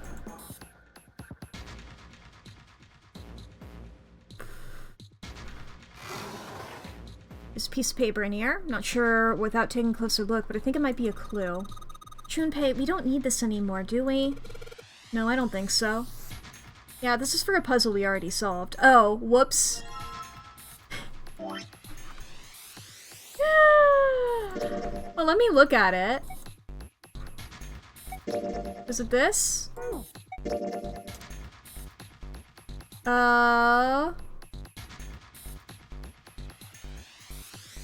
Oh, no, it's just it doesn't tell me the solution, it just tells me how to solve it, which I already knew. I've seen those kinds of puzzles before. They're not uncommon. I can't look at the... Okay. Okay, well, there's some shield things there. Damn it, looks like this thing's locked. It's not moving. Well, it's pretty obvious how we're supposed to open it. Alright, I've put the emblems into the 4 indentations into the desk, but... Huh? Something's happening. Wait, what's Snake doing? I feel symbols engraved and just above each indentation. On the upper left is the steering wheel symbol. On the upper right, the cross symbol. Bottom left, the mysterious circles, the mysterious circle symbol. And lastly, the waffle pattern is engraved near the bottom right indentation. Additionally, each symbol seems to have been given a number. 1 steering wheel, 2 cross, 3 mysterious circle, and 4 waffle pattern. Perhaps we need to insert the emblems in this order? That order, huh? Okay. There are 3 monitors here. Power's on, but there's nothing on any of the screens. Nothing about the pens or anything? The keyboard. Just tap a few keys, see if we can wake this thing up. Damn. No dice. It's so small. I wonder what it is. I've got no idea. Mouse? Nothing happens when I mess with it, though. Looks like it's the mouse. Squeak, squeak! I knew that was coming. This seems to be the sort of room where someone conducted experiments and research. Do you think that perhaps this is a laboratory mouse? I think that's the worst joke I've ever heard. No, I disagree. That was great. Okay. If I turn it upside down, it looks like a robot with his eyes popped out. It does! I messed around with it a bit, but I couldn't get it to do anything. Messed around? Didn't know you were into that kind of thing. Maybe you'd have better luck if you got to know it first, Junpei. You guys are jerks and it's still not working. Some kind of small machine, no idea what this thing does. That's why I double check and I click. Okay. Moving on over here. It's those again. Got this big thing here. That. Okay. North, south, east, and west, baby. This monitor is part of this machine. It's really dim, though. It's got a map of the world on it, but I can barely see it. It's a sliding panel. Just like the last one. Wonder if there's a plate with an emblem engraved on it in there. Wonder what the hell this thing is for. There's something in the front that looks like a compass. Is this a steering wheel? Junpei, there's a wheel over here. Ah, that should work like the steering wheel. Sterling? No, I'm too poor for that. Stealing? That might solve my money problems, but I'd rather not. Alright. You were in the chart room, weren't you? There's a puzzle like this in the wheelhouse. I can figure out how this one works just by looking at the compass. I figure this thing will work just like that other one. The other one? The important part is this nautical table we just found. I just have to match up the directions on the compass with the lines on the nautical table. I used the steering wheel in the wheelhouse, but this time I think I'm gonna use the wheel attached to the side here. Okay then, show me. Now! Of course. Maybe I ought to run through the instructions. This looks like it probably works the same way the steering wheel in the wheelhouse did. I can't look at the file! If I just touch the direction I want it to turn to, the compass will turn that direction. And I just gotta press stop when the compass is pointing where I want it to. I'm betting something will happen if I can do it right. Alright, let's do this. Thank you. We're gonna start off south.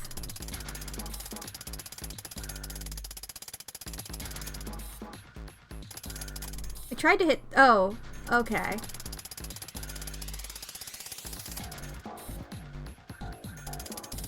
What?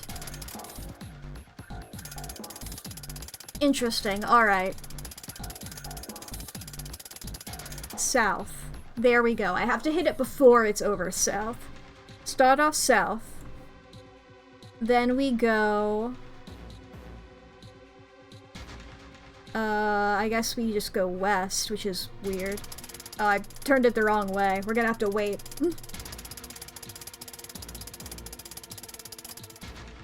Southwest, then southeast,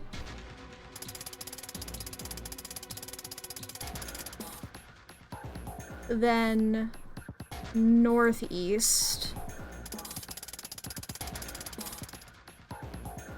then east, then north, then east. There we go. Yay, you did it, Junpei! Good boy. Who's a good boy? Knock it off. Hey, we don't have time for screwing around right now. Check out the right side of the monitor. Kinda slid open and someone came out. Oh, yeah. I heard a noise too. You know that big box in the hall by the exit? I think it made a noise. Like something unlocking, you know? A noise, huh? Now we got the helm emblem. There's some monitors hanging down from the ceiling here. That's the exit. We gotta get it open as fast as we can. Okay. Steel cabinet with a double door. Let's just go here for a second. Ventilation. Pipe. A pipe. Pipe. 3 pipes here. Something written on these pieces of paper. Looks like we got 3 sheets of the stuff. Okay, nothing left in the cabinet.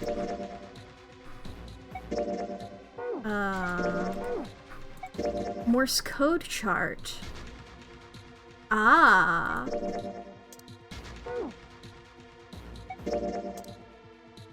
You've seen that scene jump scare? Oh?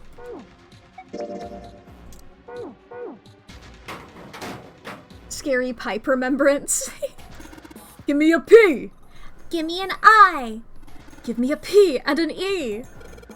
What's that smell? Pipe! What the hell are we doing? Thanks, guys. That was delightful. I like how Snake got to do P and E. That was a rare Snake open eye moment as well. Like, I don't think we got to see that sprite ever until we saw him, like, trying to kill. You know? Oh my goodness. Okay, we go back this way. Let's see what happens when I... Whoa! Well, now we've got something on the screen at least.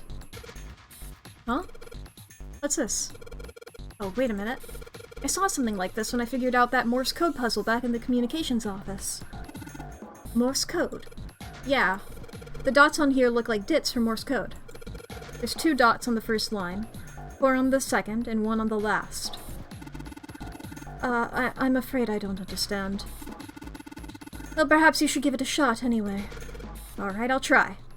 Before I do that, though, maybe I ought to run through the instructions. If I just tap the button, it'll enter a dit. If I hold the button down, it'll enter a da. Once we enter our answer, it'll automatically determine if it was the correct answer or not. I can also switch through the code sheets I've got by touching the 3 icons over on the right. Alright, let's do this. What am I supposed to type in?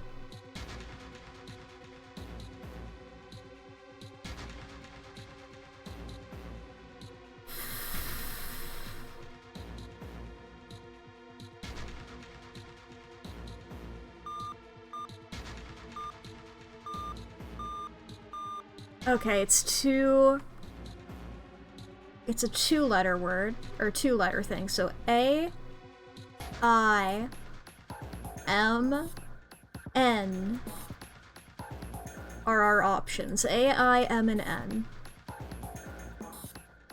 are the options for there.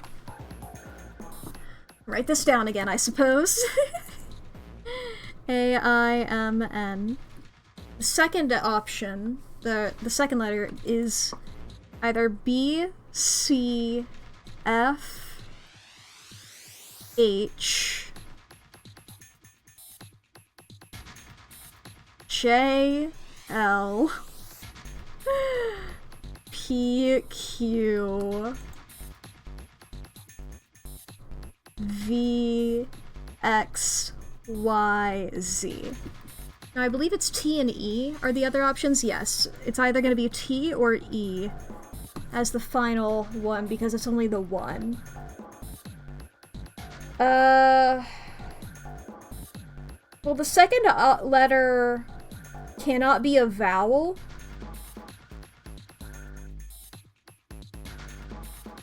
That leads me to believe now, obviously the vowel in the letter in the word could be theoretically an E at the end, but I don't think so. So I'm thinking the first letter is either A or I.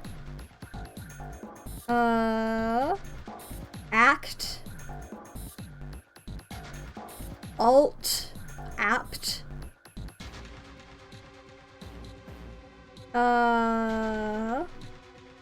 Ace? It can be ace. It can be ace.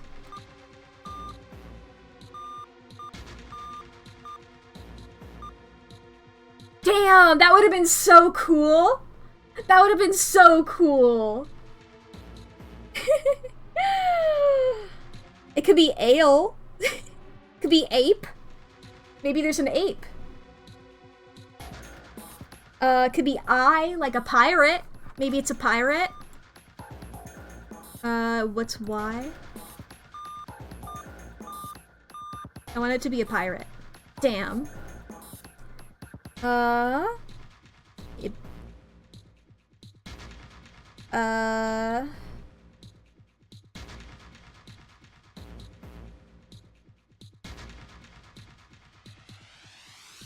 mean, there's probably something...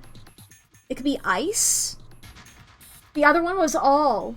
The other puzzle was ALL. This one could be ice. All ice.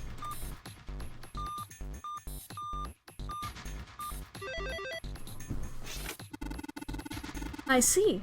It seems to have solved the puzzle, Junpei. I don't know if that I don't know if I did that the intended way. I feel like there might have been a hint somewhere else. Or they would have been like, I wonder. The other one said, oh, I wonder what this one is. I don't know if writing down all the possible letters or anything was a thought of way of doing it, but hey, it's how I did it. It seems you have solved the puzzle, Junpei. Excellent work. The answer was ice. How did you know? All I had to do was listen to the sounds the machine made. After that, it was a trivial matter to decode them. Oh, yes. I believe I heard a noise from somewhere on the right of the device after you solved the puzzle. It sounded rather like something sliding open. Do you see anything that could have made that noise? Yeah, that's true. Oh, yes, one more thing. I hear a noise from the back of this device.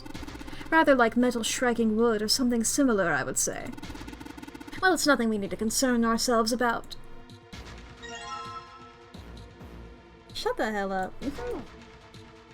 What do you mean, nothing we need to concern ourselves with? Don't say that. There are piles of crap everywhere. This is a pretty impressive mess. If we try and search every one of these, we're gonna be at it till the cows come home. Well, that doesn't seem too bad. We won't have to go bring them in ourselves, then. Don't you get smart with me, kid. How about we deal with this area later, okay, guys? Maybe we should try something more promising? Pile of junk. We don't have the time to go through this. Do we have the time to double-check the pipes? Damn. The metal shutter looks pretty sturdy. It's framed with black and yellow warning stripes. Alright, let's open it.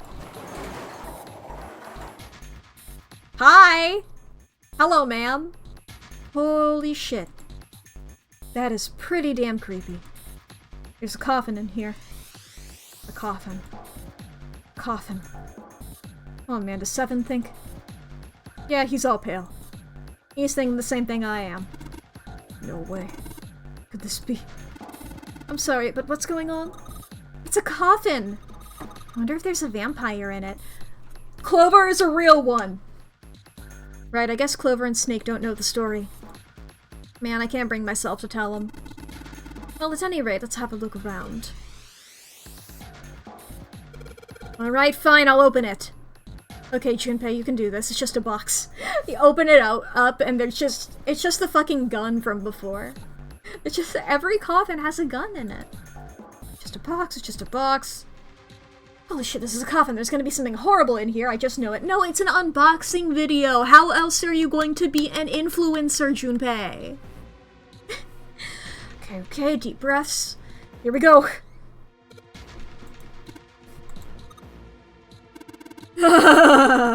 Oh man, there's nobody in there. Shit, can't believe I was scared of something like that. What do you mean, nobody? Are you expecting someone to be in there? It's a long story. Ask Junpei about it sometime. Well, just like Seven said, there's nobody in there. There is something in here, though. Well, two somethings, actually. What is that? Aha! Two things in the bottom of the coffin. Looks like we've got a plate with an emblem on it, and... the Neptune key! Yes! We finally found it! Now we can get through the hallway!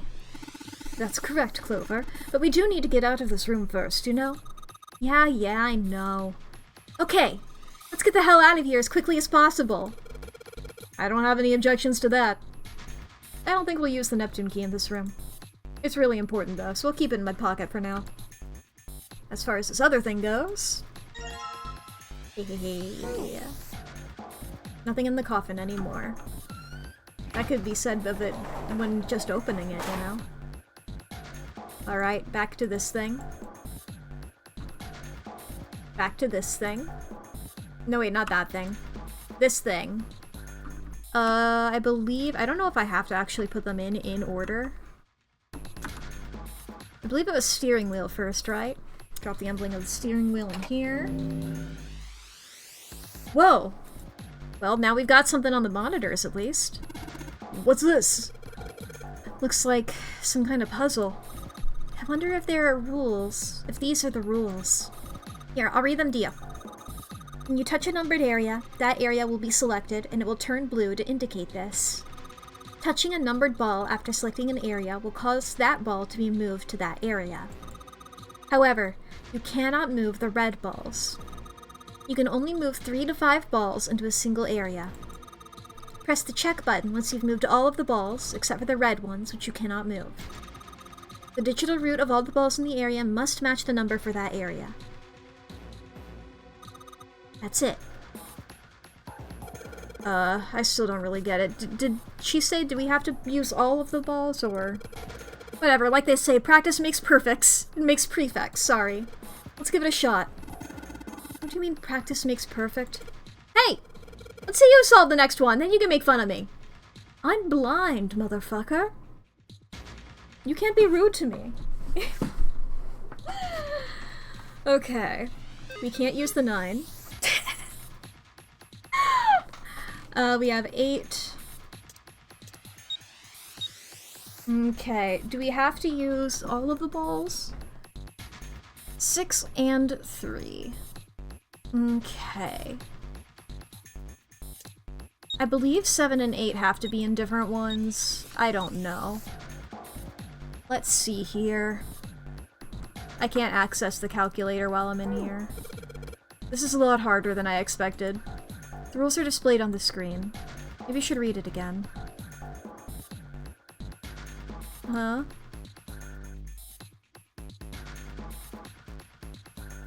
Only move 3 to 5. Okay.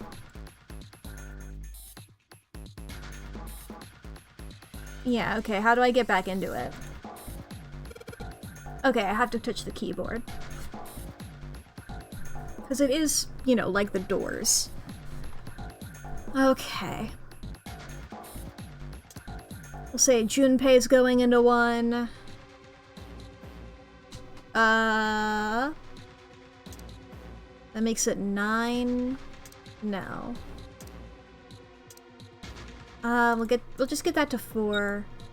We want 3. That's not how math works. What am I on about?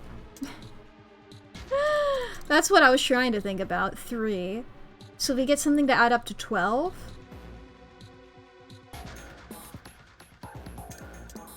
Oh, we have to use 3, though. We can't use 9. Well, these also add up to 12. Or does that make it 6, then? Okay, yeah. Well, I mean, I can use that for this. For 8, I can do that. I need 3 here. That makes 9. I mean, does that work? Yeah! Okay, this is it, right? But nothing's happening. There are still 3 more indentations left empty. I imagine something will happen once they are all filled. Doesn't that seem likely? Yep. I believe the next is the cross. Let's put in the emblem of the cross. Hey Junpei, someone just showed up on the screen. This puzzle sure looks a lot like the last one. Yeah, but there's more of those red balls you can't move. The numbers for each area are different too. Looks like it's got the same rules as the last one though. You sure you don't want to double check that? No, I'll be fine. If I get confused, I can just look at the screen over there, right? Anyway, like they say, picture is worth 1,000 words. Let's give it a shot. Isn't that a picture is worth 1,000 words? Hey, shut it! At least I'm trying, alright? Can't escape the nonary nonsense. Yeah, and it's like the 9th man was gone the first time, too. And now Ace is, taken the thing. But Snake should also be gone. But whatever. Okay, we need to add up to 7 over here. If we get something to be 18, we could do that. We could also just get it to add up to 7 normal styles, but I don't think we can do that now that their 1 is gone. So we need something to be 18 over here. If we have 8 and 7... Sorry. If we have 8 and 7 over here, that adds up to 15, I think? And it needs to be 18 so we can add the 3. Then over here we need it to add up to 10. I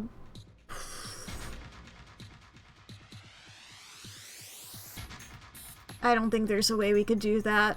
Because, I mean, that's 10, but then we can't add the other 2 into it.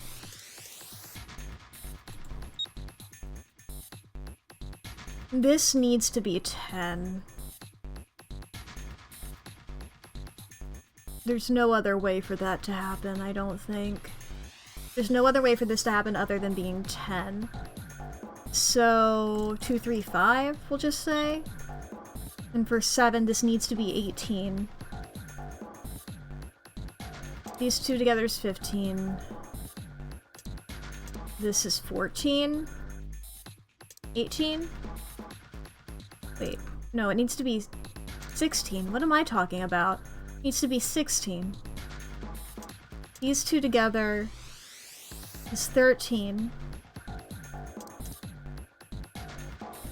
Math is so hard.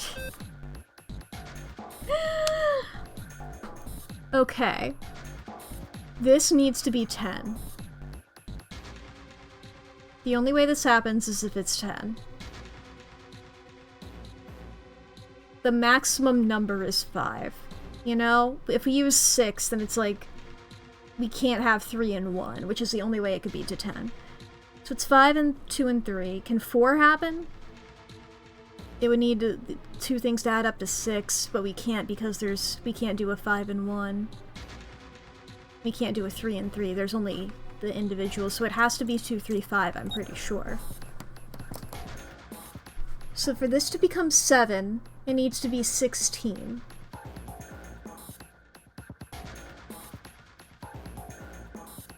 Am I doing this right?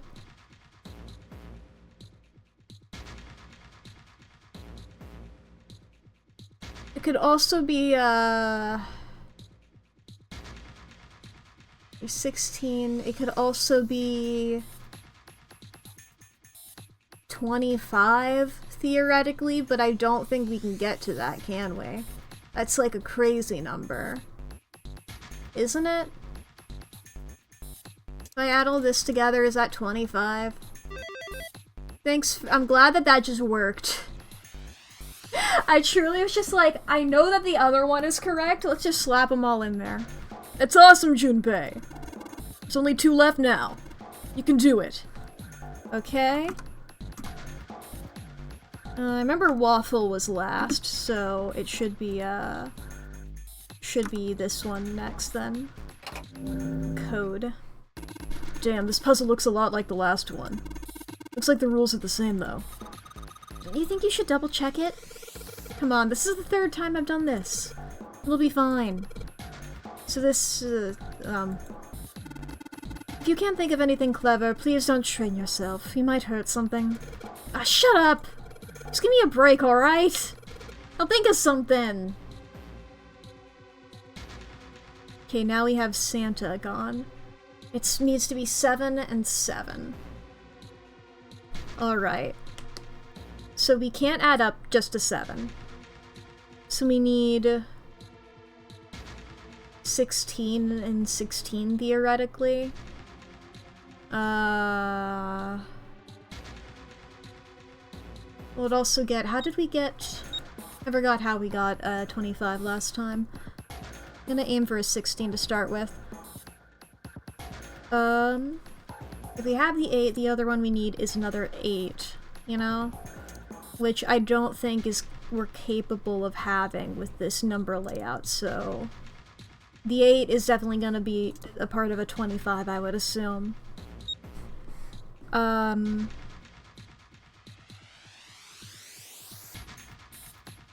Adding up to a 16 here. 7 to get to there, we would need 9. So we could have 4 or 5, theoretically, but I don't know if that's gonna get... That worked? Yes, it did, because 8 plus 2 plus 6, that's 10, and 6, 16. Okay! Yes, I forgot 2 and 6 make 8. I got so caught up in the 4. Yes, yes, yes. Excellent work, Junpei. You've only got 1 left. I can see the light at the end of the tunnel. Don't die, dude. We worked so hard to get you back here. See what happens when I put the emblem in the coffin into this. This is the 4th one. This puzzle looks a lot like that last couple. I think this is probably the last one. Once we solve this puzzle, I'm sure something will happen. Alright, I'll solve it in no time. Okay, we have 2, 4, 5, 7, 8. Okay. 2, 4, 5, 7, 8. Well, I mean, my brain immediately goes, that's 9! But we need at least 3. But we only have 5. Damn it, I just don't get this at all. The rules are displayed on the screen. Maybe I should read it again. Yeah. Uh-huh.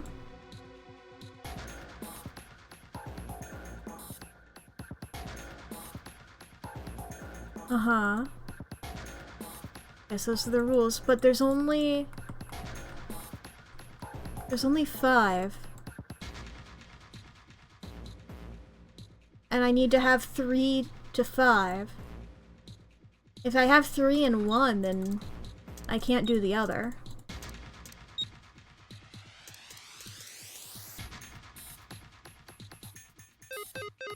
No. Okay, what's the combination of these numbers that can add us up to the 9? Because we're gonna want the 9 door, aren't we? This is for the 9.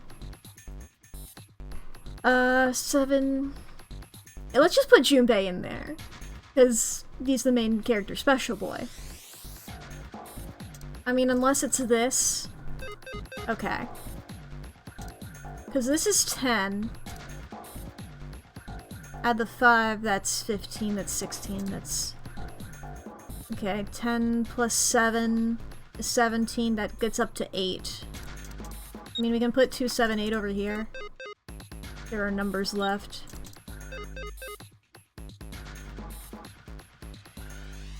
There aren't enough numbers.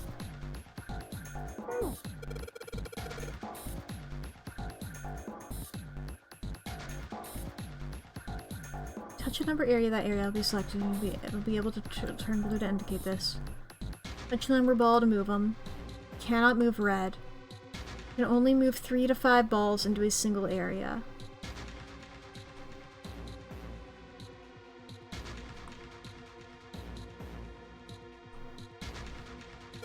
I mean, can I just put... What was it that I had in 8?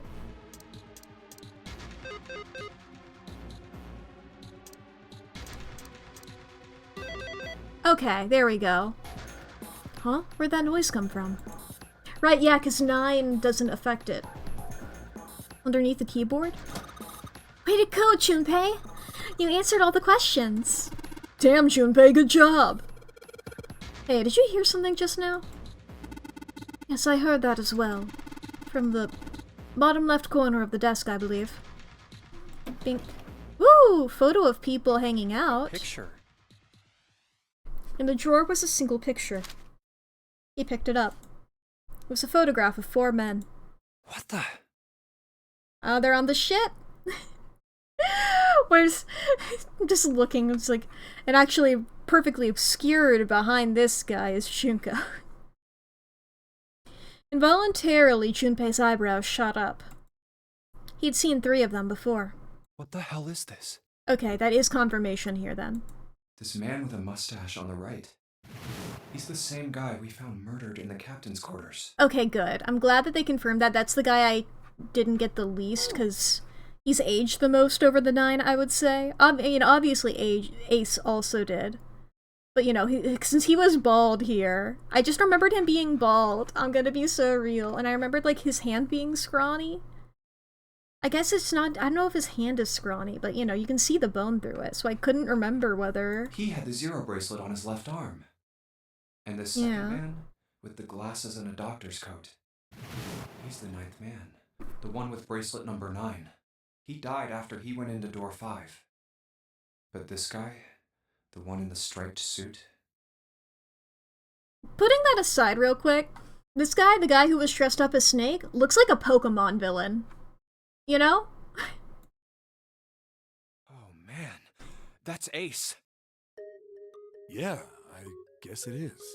No doubt about it. 7 and Clover had come to peer over Junpei's shoulders. But what does it mean? What is Ace doing in this picture?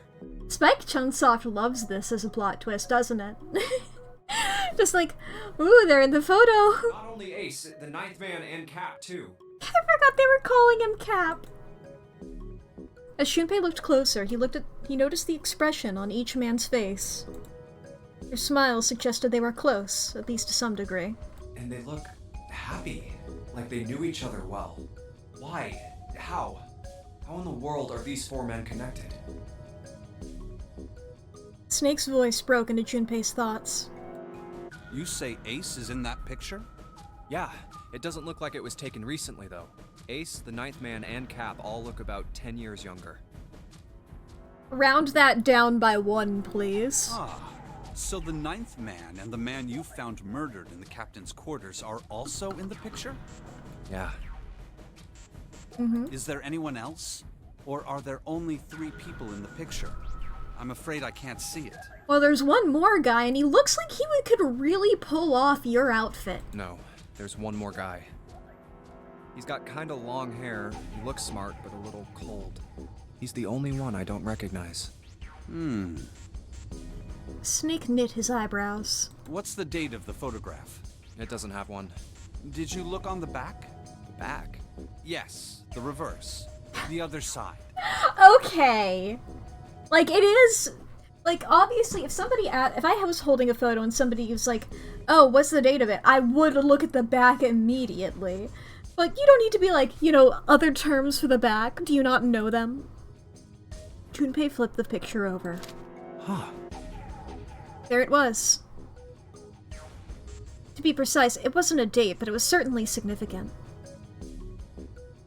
He read it out loud so that Snake would not be left in the dark. Praying for the success of the Nonari project, with Nijisaki, Kubota, and Musashido. Nonare Project. Nijisaki. Kobuta. Musashido. Is it Kubota or Kobuta? Well, that's the real mystery, and maybe we can solve it within the next 3 minutes. Chat. There are about to be 3 minutes of ads. If you need to go to the bathroom or grab a snack or get something to drink, now is going to be the perfect time to do so. Please, take a break, my friend. If you also need to, this is your hourly self-care check-in to fix your posture, take your meds, save your files, unclench your jaw, feed your pets, charge your phone. Take care of yourself, my friend. Pasta water, very important. I can do that. I can take care of that. Thank you very much. I'm so glad that the characters are getting on my wavelength. I'm so glad that Junpei's figuring it out. He's learning. It's making me so happy that he's learning. Ah, I'm so delighted. I'm so delighted. He finally knows. He finally knows. I am curious, by the way. How many of our people do we have names for now? Because Ace we know is Gendo or some shit like that. I don't fully remember his name, but we've gotten his name. I don't believe we've gotten Snake or Clover's name. Santa, Owie, but we don't. We know that there was somebody named Owie who was the brother of Akane, who isn't necessarily June. But anyway, we know that Snake or Santa is Owie. We know that Junpei, obviously. Akane for June. We got the last name of Lotus. I don't know if Seven remembers his name or not. I don't know. We definitely don't know Seven's name. But yeah. I thought we knew more. I'm gonna be so real. As I was saying that, I thought that we knew, or at least had a hint towards everybody's name but Seven, and I was gonna make a joke about that, but while doing that, I realized we don't actually know Snake and Clover. Unless what were they saying? What was, I guess Clover would have been dead. Did Snake, no, I feel like I would have remembered it if Snake did like a title drop. You know, when he was going murder crazy, he was going revenge crazy in the other route. And he was like, I'm gonna fucking kill you, Ace, for doing this. You know? Did he? I don't know if he said Clover's name. I don't think he did. I would have remembered it as being a big thing, I think. I don't even know if he said Clover, if he was just like, her. I like how both of them, the canonical official that we know of siblings that are here, of Clover and Snake, I like how they both each have an ending where they go crazy and kill everybody. Or at least they're like, my sibling was hurt, so I'm going to fucking maim. I like how they both have an ending where that is their energy. That's so real. It's great, hee hee, yeah. It's so real. I mean, maybe not with Pep, but like, I have some other...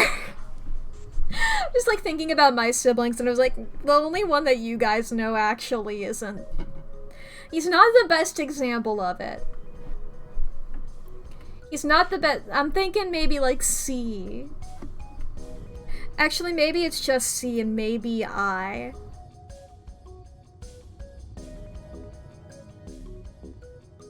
Yeah, some of the... Well, Chev. Chev is fine. I like Chev. We just don't hang as often. I guess I don't really hang out with a lot of my siblings too often. We just have that one family group chat. Alright, the ad should be over. None of us really use it, but you know, we have. But alright. Junpei immediately flipped the picture back over. Then the 4 men in this picture were the organizers of the nonary game 9 years ago. Since Hongo wasn't mentioned, Junpei figured that it could only mean he'd written the words on the back himself. That means Ace, the 9th man, and Cap were all responsible for making it happen. But I feel like I should be more shocked about this. It's almost as if that's just how things were always supposed to be.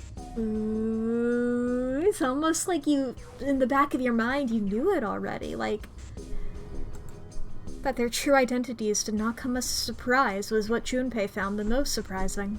Why? Why am I not surprised? Ace was the one in charge of the nonary project. I love this. Because even if you're like me and you see it coming, it's like, I mean, I didn't see the Ace thing coming. I thought he would have some involvement in it, but I didn't think he would be like the big guy, you know? I figured he would be like a crony. But like, even this of like, oh, Junpei knows, but how does he know? Why? Why am I so calm? I love this so much. It's like I already knew. I love this. Ah, of course. I understand now. Junpei looked over at Snake. In his own confusion, he had missed the dark look on the other man's face. Ace was the CEO of Cradle Pharmaceuticals. He was the one who invented the game 9 years ago. He was Gentaro Hongo. Ace is Hongo? Even as he asked, Junpei felt as though he'd already known. Almost as if someone had whispered into his head that, yes, of course Ace was Hongo. I had my suspicions from the beginning. Their voices were similar. Too similar to be a coincidence. I could never forget his voice. It was the voice of the devil. I couldn't be sure, though. After all, I had no way to check. I certainly couldn't ask him. Even if I had known, however, I would never have told you. I really like to imagine like an AU of this where everybody is so blunt. Just like we all meet up and it's like, okay, well, let's all go by fake names, alright? And then just Snake goes, by the way, just asking, are you Gentaro Hongo? I started choking on my own spit. This bit apparently is bad. Decided by my body. But anyway, I like this bit, personally. Just Snake going, so are you Gentaro Hongo? And just immediately, just like, how's Ace gonna react to that? How are Santa and June sweating as, like, Snake immediately is, like, calling their bluff, like, I'm just gonna fucking say everything, dude. I'm just gonna tell everybody. Zero made it quite clear what would have happened if I did. Oh my gosh, I had no idea. Huh? I didn't know that Ace was Hongo. Oh, yes. I suppose you wouldn't have. 9 years ago, you were in Building Q in Nevada, but Hongo was in the Gigantic with us. He was! Okay. I know. That's why I didn't know what Hongo looked like. But why? Why didn't you tell me? I mean, I'm your sister, right? You could have told me. I'm sorry. I apologize for keeping this from you. But if I'd told you, Clover, I would have told everyone else. He's not wrong. And if you did, then I would have been forced to tell them about what happened 9 years ago. I had to prevent that. Clover and Snake's conversation wasn't of particular interest to Junpei. Damn, alright. He still couldn't make sense of the strange feelings of knowledge. He was trying to organize his thoughts when he heard Seven's voice. Hey, Junpei. You think I could borrow that picture for a sec? Sure. He had no reason to say no, so Junpei handed the picture over. Seven stared at the picture, began to mutter the 4 names of the project's leaders over and over to himself. I think he's gonna remember. Hongo, Kubota, Nijisaki, Musashiro. The other time he remembered, he started repeating names to himself. His brow was furrowed and his face was flushed. Hongo, Kubota, Nijisaki, Musashiro. He chanted their names to himself, pacing back and forth across the floor. Hongo, Kubota, Nijisaki, Musashiro. Seven shouldn't have known their names. After all, he hadn't been there when Junpei and Snake had spoken of them in the library. But as Junpei watched him pace, it was clear that he did know them. Hey, Seven, do you... Shut it! Just be quiet. His eyes were red, and Junpei could see sweat beginning to bead on his forehead. I'm this close to remembering. This close. He was sweating heavily now, but his lips were dry. Hongo, Kubota, Nijisaki, Musashiro.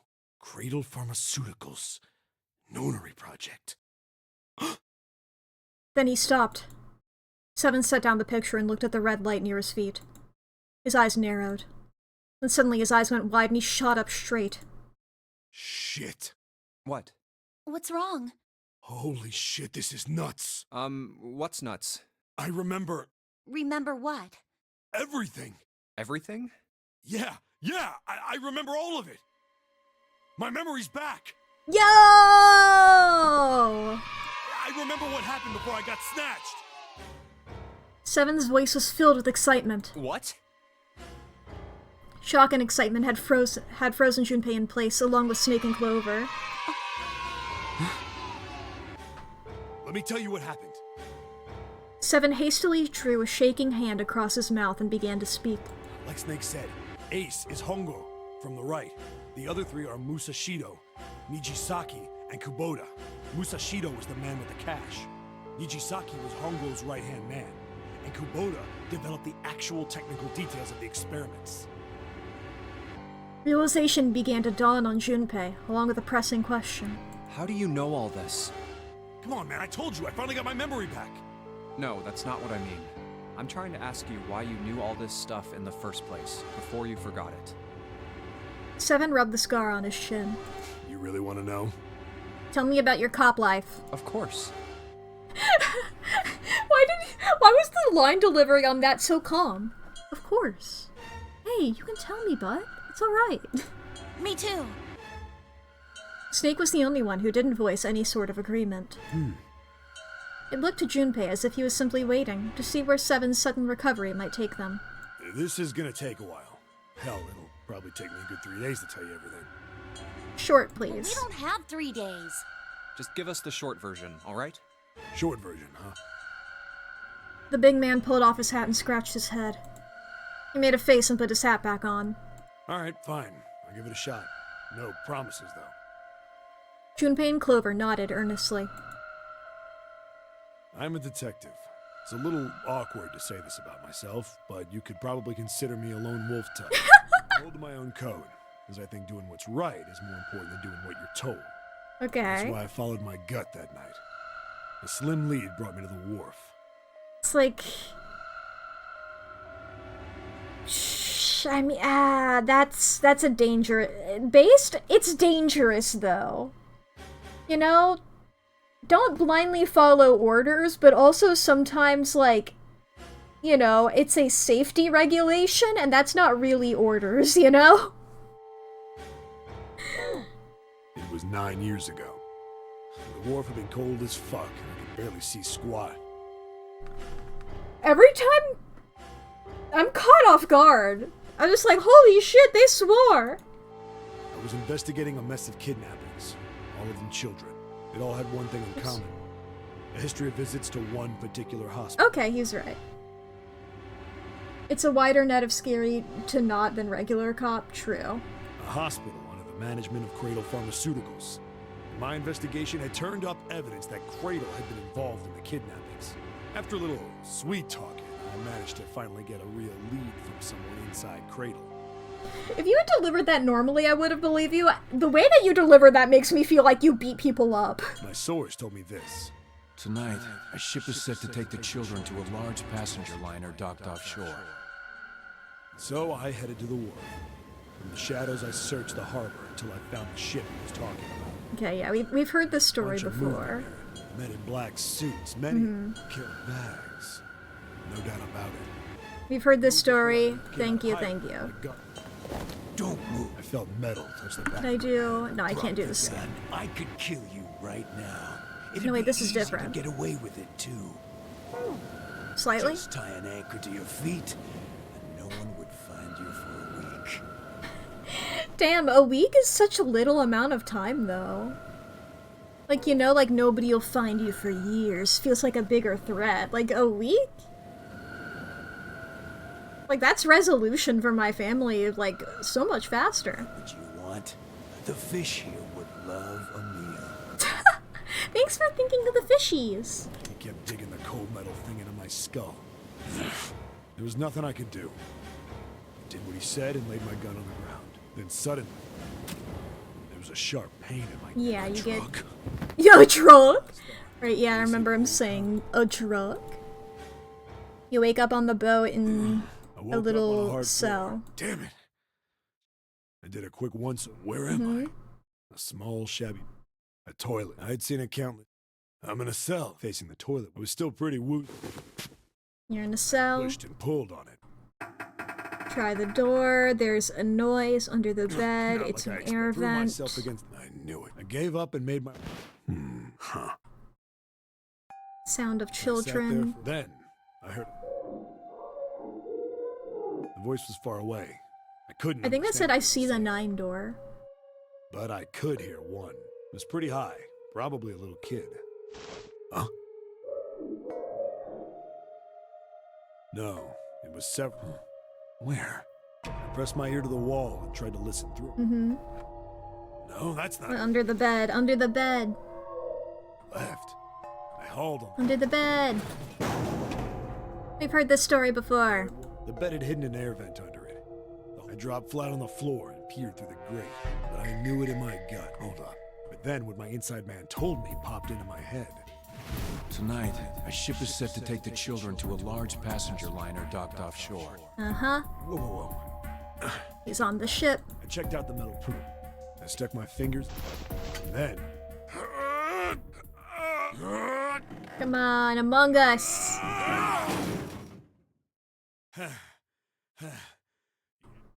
I finally It got goes sweat through. dripping down my face. Last we heard this First bit or so was story, tight. it I had a ended wriggle once on he my got to the end of the... Wind up eventually, and there was space for me to crawl along on my hands and knees. I went from crawling like a worm in dirt to skittering like a bug. Couldn't say it was much better, but I'd take what I could get. Skittering like a bug. When I'd been in the thing long enough to start wondering where it'd take me, I think we can fully listen to him now. a massive sound nearly scared the piss out of me. It was like a heavy metal door had just been slammed shut. Then, there was a voice. Yeah.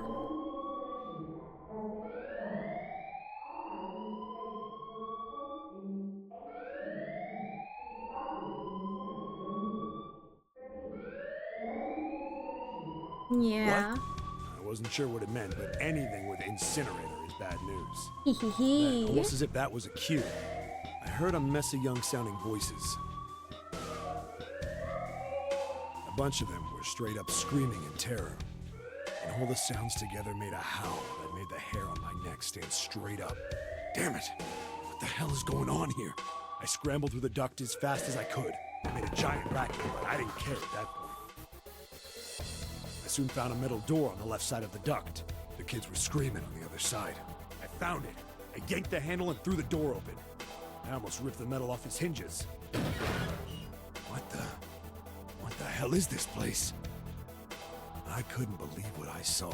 Yeah, we saw this briefly The room had here. a dome up top, and there had to be about 9 walls, all the same size. Up in the ceiling was an upside-down funnel, almost like a chimney. I looked down. There they were. Hey, kids. The kids I'd been searching. Hey, kids. I know you. You can't hide from me. I am surprised. Are you? Or are you... One of you motherfuckers, because we know that this is Snake. And this is probably one of Lotus's kids since they look like Lotus, you know? This could be Santa, this could be June, you know? Like, this looks like what June looked like when she was younger, right? But this guy's got bright white hair. That's throwing me off. But we know that Santa was in this one. Or wasn't? No, Santa... Yeah, Santa was in the boat one. Who knows? They all gawked up at me, suddenly silent. We'll find it out. Moment, from surprise and fear. Scared of the room or me, I couldn't tell. Probably both, actually. Not like I can blame them running into a mug like this when they're already scared shitless. I snorted at my own dig at myself and turned to the kids. Don't worry, kids, I'm not your enemy. I'm one of the good guys. All of them stood there, frozen. Well, except one. He was a boy. Hey! School uniform. We know that motherfucker! Who the hell are you? We know that kid. He stepped forward and glared at me suspiciously. I'm a detective. I'm here to rescue you. It looked like they relaxed some the second I got the words out. How are you gonna help us? Where's the exit? There isn't one. The doors we came in through won't open, and the door over there... He kinda cut himself off. I think he was considering something before he changed his mind. Anyway, there's no point. We can't all get out of here. If we don't get out of here, we're gonna be burned to death. Burned to death? Can't you hear it? That voice said the incinerator's gonna start up soon. So...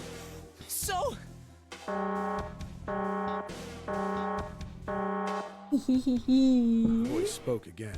Incineration will begin in 15 minutes. They only had 15 minutes. I looked back down at the kids. Looks like a good 20 or 30 feet to the floor. No way I can pull them up. Too big of a distance for any of us to reach. What the hell was I gonna do? But then I got an idea. Wait right there. I'm gonna be right back. What? What? Where is he going? Are you just gonna leave us here? Yes. They just got frightened again. I'm not the best at that kind of thing, but I tried to reassure them with a smile. Don't worry, all right? I'll be back, I promise. So just stay calm and wait right there. Got it? I didn't wait to hear them respond. There wasn't time. I had to hurry. Well, as fast as a guy could on his hands and knees. Yeah. Didn't take me long to get back to my cell. Still no way out of there, but I had a plan. I needed something from the room. When I got it, I dove back into the hole and took off towards the incinerator. Why are you showing us the toilet? Were you getting water, or were you getting, like, something that you could use as a rope? Then. Sorry to keep you waiting, guys. I tipped out the doorway and dropped down the rope I brought with me. Okay. Back in the cell, I'd torn the bed sheets into strips and tied them together to make a rope. It was sloppy, but it got the job done. There's only these 4 here. All right, just tie that around yourself, okay? I'll pull you up one at a time. Right. Huh. Wait a sec. Something was off. There were more of you before. Where'd the rest of you go? The boy in the uniform answered. I let them go on ahead. We opened the number 9 door and they left. What? You're telling me you opened that door? That's what I said. Then what the hell are you doing here? We couldn't go with them. Why not? Look, the only people who can go through the numbered door... He was in the middle of explaining when... Yeah, I know I'm just sitting here and watching this whole fold out, but I'm caught up in it, I realize. Minutes. The wall shook a bit and the voice bouncing around. Look, that can wait, all right? Get us out of here! Right! Grabbed onto the rope. First one I pulled up was a girl with a ponytail. Next was a girl with a red necktie. A boy in a jacket came after. He said he'd climb up on his own. The boy in the uniform was the last up. Okay, I was wondering if... Because there was, like, another girl, I was like, is this gonna be how Akane dies, you know? Like the other kid, he climbed up the rope himself. He looked pretty scrawny, but I guess he was stronger than he looked. June burned up, damn, yeah. He moved fast, but when he was almost to me, we heard some knocking. Everyone looked at the door. It had a thick, square window set into it. On the other side, an angry face was staring in. God damn it! What's going on here? Hi, Gentaro. Why is the room empty? Where the hell are those fucking kids? He's fucking crazy, dude. I wanted to watch him die. door opened, and a man stepped in looking half mad with fury. Half mad? Oh, probably mad like insane. No, I was like, he seems pretty irate. I recognized his face. I saw him many times in photos during my investigation. The man's name was Gintaro Hongo, the CEO of Cradle Pharmaceuticals. I want to look at this. He's so pissed. That's so. I love the exaggeration. You know, this is I really like this art. Hongo saw the boy hanging from the rope. Yeah! It was like he was an animal. He lunged for the rope. Hurry! I know! The boy in the uniform booked it up the rope. You son of a bitch! Get back here, you little shit! 15 feet. 10. The second I could reach the kid, I grabbed him.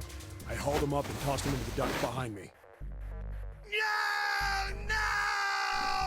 Calm down, motherfucker. Hongo had lost it. His face didn't even look human. It was like the bastard pulled off his fake face. It was really a terrifying devil or some kind of damn monster. Well, we had these 4 here. In order to go through a door, you need at least 3. So that would have been a total of 7 kids, you know? I don't know if there were 5, you know? They could have been. That would have been max. I quickly reeled in the rope, leaving a furious Hongo yelling at me from the floor. You fucking bastard! You won't get away with this! Dare you compromise this experiment! My guy! Which ethics board are you under? Fuck off! Experiment? What experiment?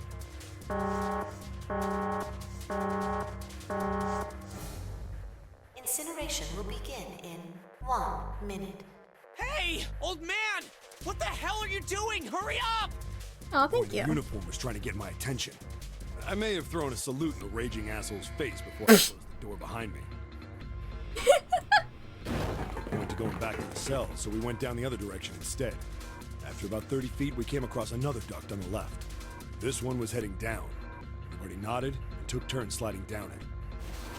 The duct emptied us out into a narrow hallway. There was a door on either side. Okay. The one on the left was a normal double door. Normal door? But the one on the right was familiar. It had black and yellow stripes, and a device next to it on the wall. Laid on it read, Incinerator. Incinerator? Yeah, that's where we were.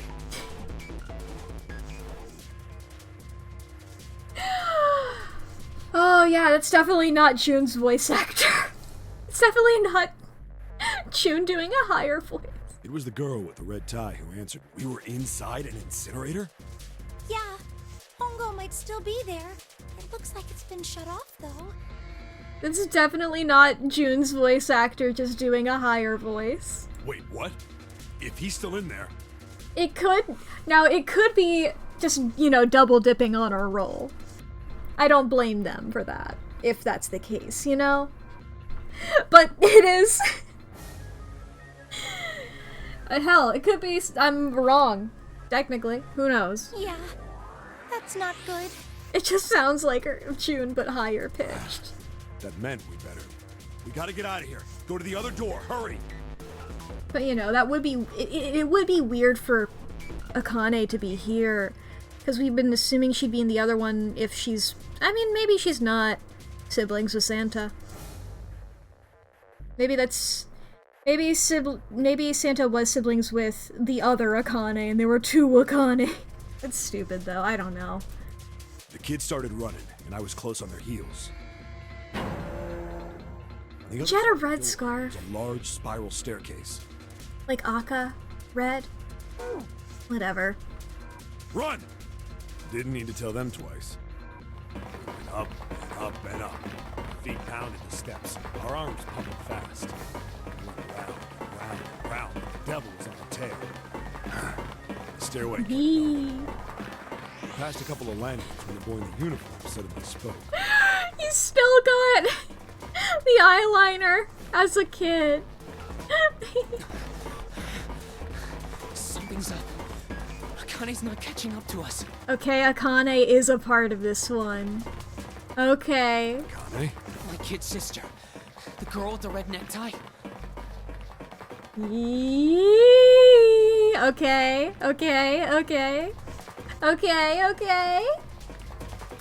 Ha ha ha.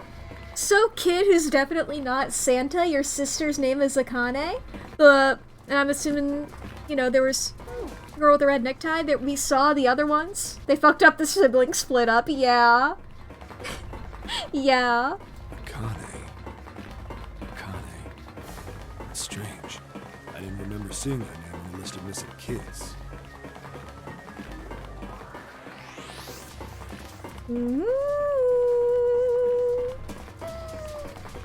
They messed it up. Or... So, confirmation there. Akane's not one of the missing ones, because there's two that weren't missing. Akane! Are you the other one? He kept his hands around his mouth and yelled. Maybe we outran her. Wearing the uniforms get it to a stop. I stopped too. So did the other two kids. Oh, other two. Never mind. When did we do that? Well, we passed a couple big rooms on the way here. Maybe she took a rest in one of them? Weren't there 4 of you?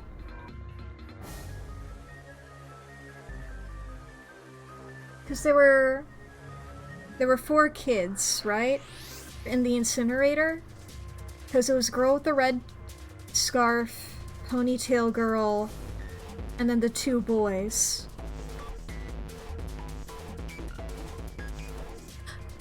Okay, never mind. I just was doing the math weird. Yeah. This is correct. There were 4 kids, now there's 3.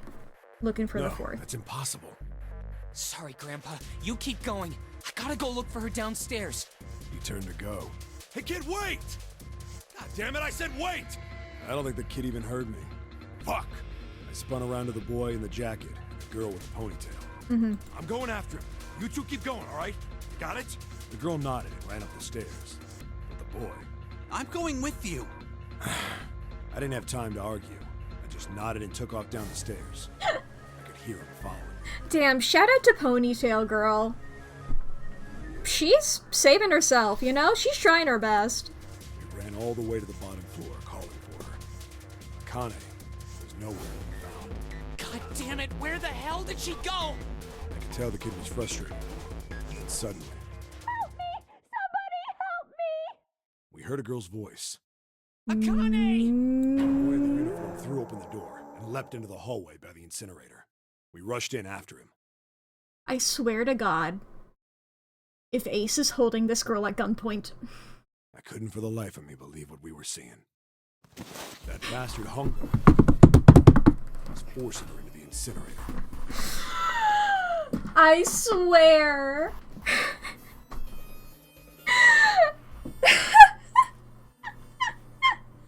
They're always doing this! They're always putting women in danger and girl in danger. June is always being used as a fucking damsel in distress. Jesus fucking Christ. Come on, goddammit, move! No, I don't want to! Let me go, please! Let go of me! She planted her feet squarely on the floor and was struggling to get away. But Hungo was bigger and stronger. She wasn't gonna win. Akane! Her brother roared with anger and charged toward Hungo. Help me! So it's like, even if you hadn't realized that this is the same design as Akane as a child, they're fucking calling her Connie in the fucking subtitles. If you hadn't put the pieces together by now. Ah, you're too late, idiot! Why did he say it like that? Hungo lifted Akane bodily into the air and threw her, still fighting him, into the incinerator. Why do you have beef with a child? You're too late, idiot. Before we could even blink, Hungo had leapt through the door after her. We saw him land inside. And then, the door slammed shut. We ran to the door. We did everything we could think of to get the thing open. But... use. The goddamn thing won't move an inch. Okay, so... Did she not even die? Because Ace went through there. And he for sure... You know, like, he's alive. We've never had any doubts about him. Like, not in the same way, like, he's known, his coworkers have been here, you know? And none of them were like, whoa, shit, I thought you died, boss. He started slamming his fists against the door. He was close to shattering his knuckles with how hard he pounded on it. Akane! Akane! Are you okay? You came back! Her voice was muffled, but all of us could hear the sheer terror in it. What should I do? I think I'm trapped in here. Where's Hongo? He went out the other door. Oh, okay, never mind. What? Warning. Warning. Emergency incineration command has been acknowledged. Automatic incineration will take place in 18 minutes. Please evacuate the incinerator immediately. Repeat. Emergency incineration command has been acknowledged. Are you fucking kidding me? It's the same damn thing. It's the same damn thing. Are you there? Yeah, we're here. Just hang on, alright? We're gonna figure out a way to save you. His words would have seemed like a sick joke to her if she'd been able to see how white and bloodless his face was right then.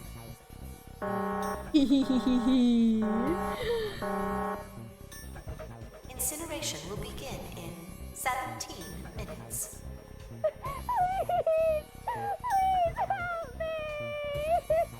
Look, Akane, you'll be fine in 9 years, alright? I'm sure you're completely fine. I'm really scared. I don't want to die, please. I don't want to die. See, you know, we've had Akane doing... I'm glad that we have this moment here. Where the previous times Akane has been in, like, danger or is, like, collapsed to the ground dramatically, what have you, her line delivery has been ass. I gotta be so real. And I've called it out before where it sounds like she's pretending to be in this danger. I'm glad we have this so I'm not just making fun of the voice actor because she's actually putting in effort this time, you know? Like, oh shit, Akane sounds like she might actually be in danger and not like, oh no, Junpei, I'm in danger. Swiper, no swiping, you know? It's gonna be alright. I'll figure something out. I promise. I promise, okay? You hear me? I promise! It was torture listening to her sobbing on the other side of the door. Her brother was nearly crying himself. He could only stand there. Nearly? Fists clenched so tight his knuckles were white. Damn, not even crying.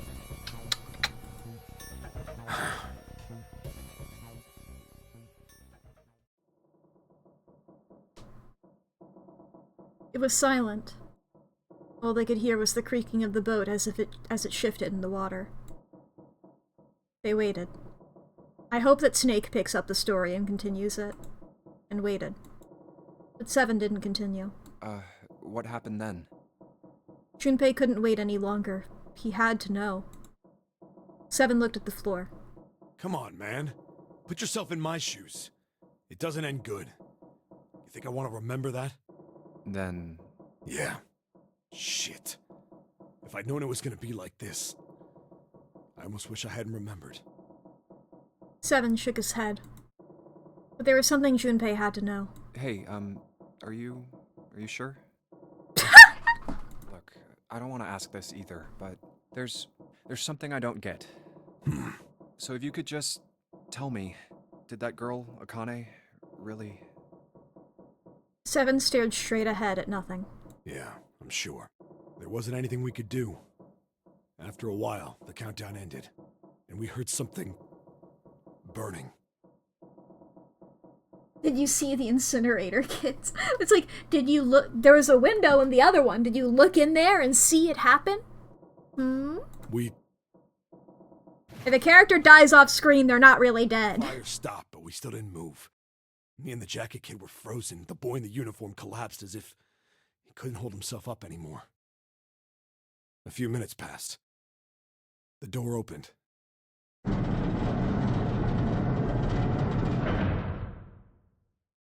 The boy in the uniform tripped over his own feet running in. We followed, too numb to speak. The air in the incinerator was hot. Every breath made my lungs feel like they were on fire. It was like standing on hot asphalt. The air was wavering, and in the Any middle of remnants? the room, there it lay. The kid's legs were shaking so bad, I don't know how he managed to walk. I couldn't see his face, but his body somehow looked empty. Finally, he reached it. He fell to his knees as his legs gave out on him. I swear to God, if this is just the bracelet. And then...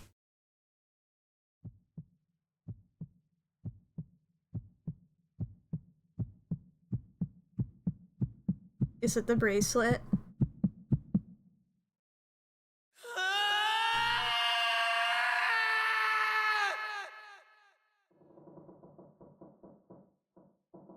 I just ask because you have to have the temperature so high in order to incinerate bones.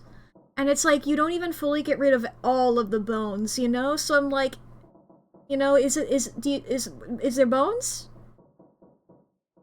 Bones? Bones real? Confirm? Yes, no? Junpei felt a cold lump form in the pit of his stomach. A feeling of sickening anticipation washed over him. He could feel his body shivering. He desperately did not want to know the answer he feared he knew already, but he had to ask. He had to know for sure. Can I ask you one more thing? What's that? The girl, Akane. What was her last name? Why would he know that? He didn't know that she existed. What does it matter to you? Just tell me, okay? Please? Seven looked at Junpei curiously and ran his tongue quickly over his dry lips. Kurashiki. Yee-hoo! Her name was Akane Kurashiki.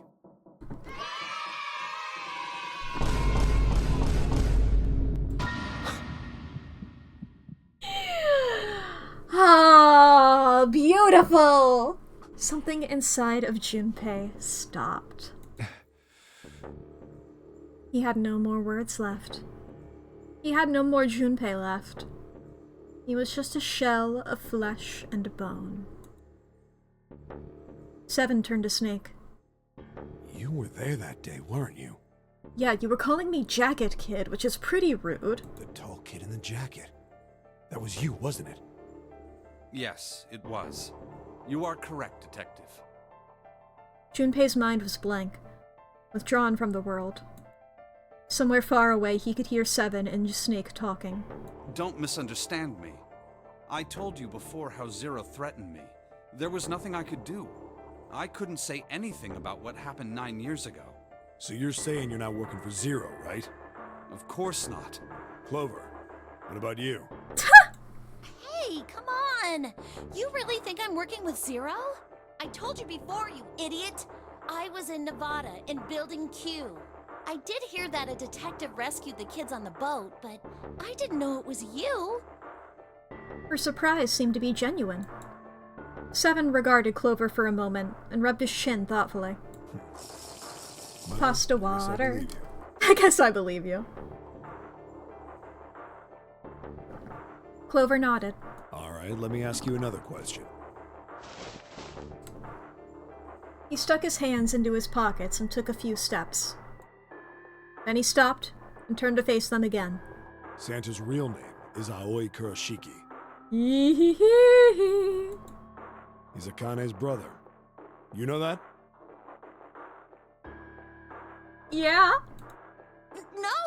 No, I didn't. Did you? Well, yes. I know Aoi Kurashiki was her brother. But I didn't know he was Santa. At least not from the beginning. 9 years ago, he was in the middle of puberty. His voice is entirely different now.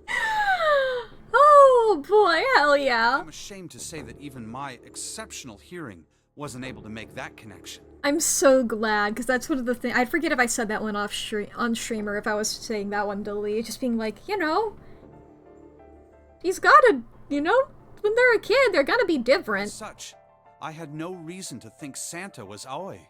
When did you figure it out? Clover told me that Santa might have been one of the subjects of the initial experiment. It was only a short while ago, while we were leaving the library. When she told me that, I had a feeling. Santa is Aoi, Akane Kurashiki, June's brother? That spark caught flame in Junpei's leaden mind, and the fog began to clear. Like an engine beginning to turn, images and thoughts began to coalesce in his mind, coming faster and faster, forming bigger images, bigger thoughts. Junpei blinked. He was back. There's still a lot we don't know. Tell them! I mean, like, a lot. Tell them. But there is one thing I think we can say we know. What's that? The body we found in the shower room. It had to be Nijisaki, dressed up to look like Snake. Sure. What? That's true. But, like, come on. Come on, man. What kind of detective are you? You didn't figure that out already? Look at Junpei. In his defense, you guys are talking about a completely different thing. Hey, go easy on me, man. I just got my memory back, alright? Cut me some slack. Well, if he is, the 3 murders make sense then, don't they? Yeah, that's right. Murder. Kubota blew himself up, but that was murder too. So why did these murders take place? If Junpei is correct, and the body in the shower room was Nijisaki's, that means all of the people who were murdered were involved with the creation of the Nonary Project. Yup. Kubota, the person who conducted the actual experiments. Nijisaki, Hongo's assistant. Musashido, the man who financed the project. You mean this was all just revenge? Maybe not all, because we're here. Santa is Zero. He's getting revenge for the death of his sister. That's why he killed them. No, I don't think Santa actually murdered anyone. In fact, Junpei didn't think. He knew. He couldn't explain why or how, but he had no doubt that Santa had killed no one. He just set them up to die via other means, a real jigsaw. Perhaps the madness of the last several hours was finally driving him insane, but Junpei had ceased to be surprised at his sudden knowledge, and had even begun to accept it. If I'm right, then it's not hard to figure out who the next victim's gonna be, is it? I'm pretty sure I don't have to tell you. Epiphany! Yes. Yep. Right. Snake, Clover, and Seven all nodded. The next target will be Gentaro Hongo. The person who planned the Nonary Project. In other words, Ace. There was a moment of silence, What? and then the room shook. From far away, they heard the sudden rush of water. Whoa, what the hell's going on here? It must be 6 a.m. Our time is up. Shit! Come on, we need to get out of here. How? In the drawer that held the picture was a key card. Junpei grabbed it. I'm betting this sucker opens the exit. Come on, let's go. New material has been added to the file screen. Keycard 0. Was this all a part of one fucking...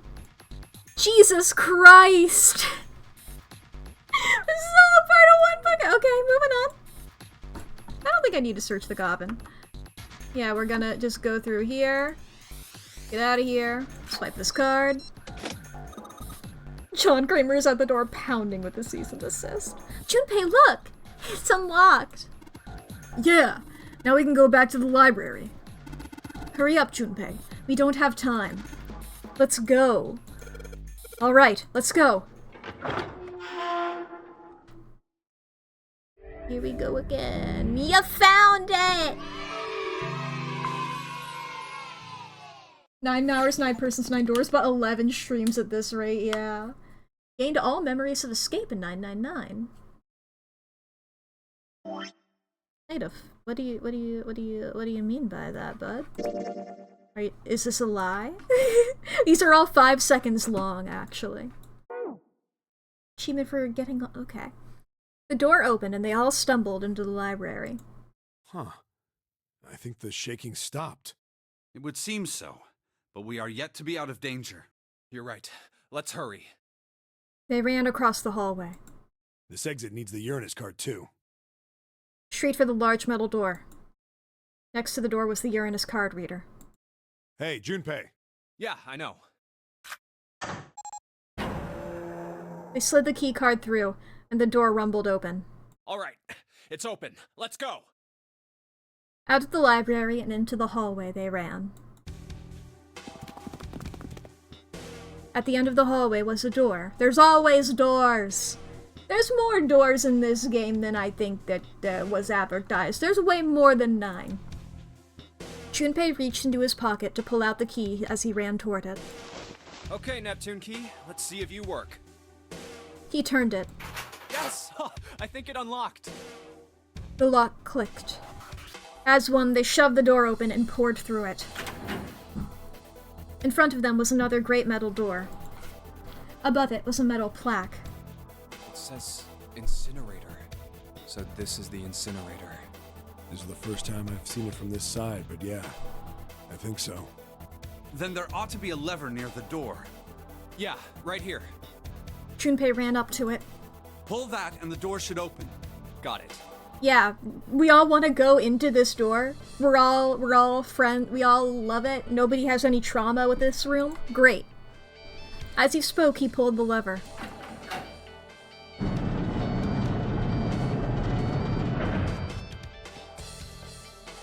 The motor in the door groaned as it slowly ground open. There was no time to waste. Let's go. As soon as the door had opened far enough to admit them, all 4 dashed through. Then suddenly, there before them, were the 4 who they'd parted from earlier. Hey guys. Ace and Lotus stood in front of the number 9 door. Oh. Santa was curled up into a ball against the wall of the incinerator, holding his stomach. Did Ace punch you or something? Or maybe shoot you? I don't know. And then there was June. She sat slumped against the wall, exhausted. What the hell is going on? Junpei ran towards June. Are you alive? Are you dead? Did you get incinerated? Why is he your brother? He skidded to a stop in front of her and knelt down. What's wrong? Are you okay? Her face was pale and her lips dry. When she spoke, he could barely hear her. Jumpy, you came to get me. Of course I did. I made a promise. I'm so glad you're here. So glad. She mumbled the same words over and over weakly. Junpei could feel his heart breaking. Hey, what happened to you? I'm fine. I just fainted. I wasn't feeling very good.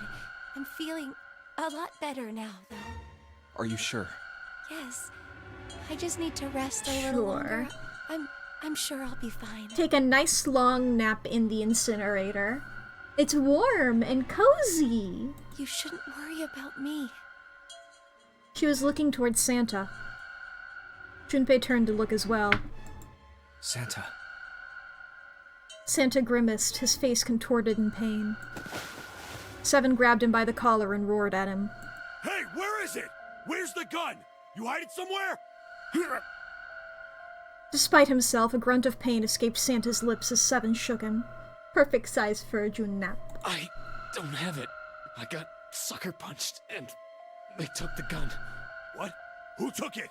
What? Isn't that obvious? I took the gun.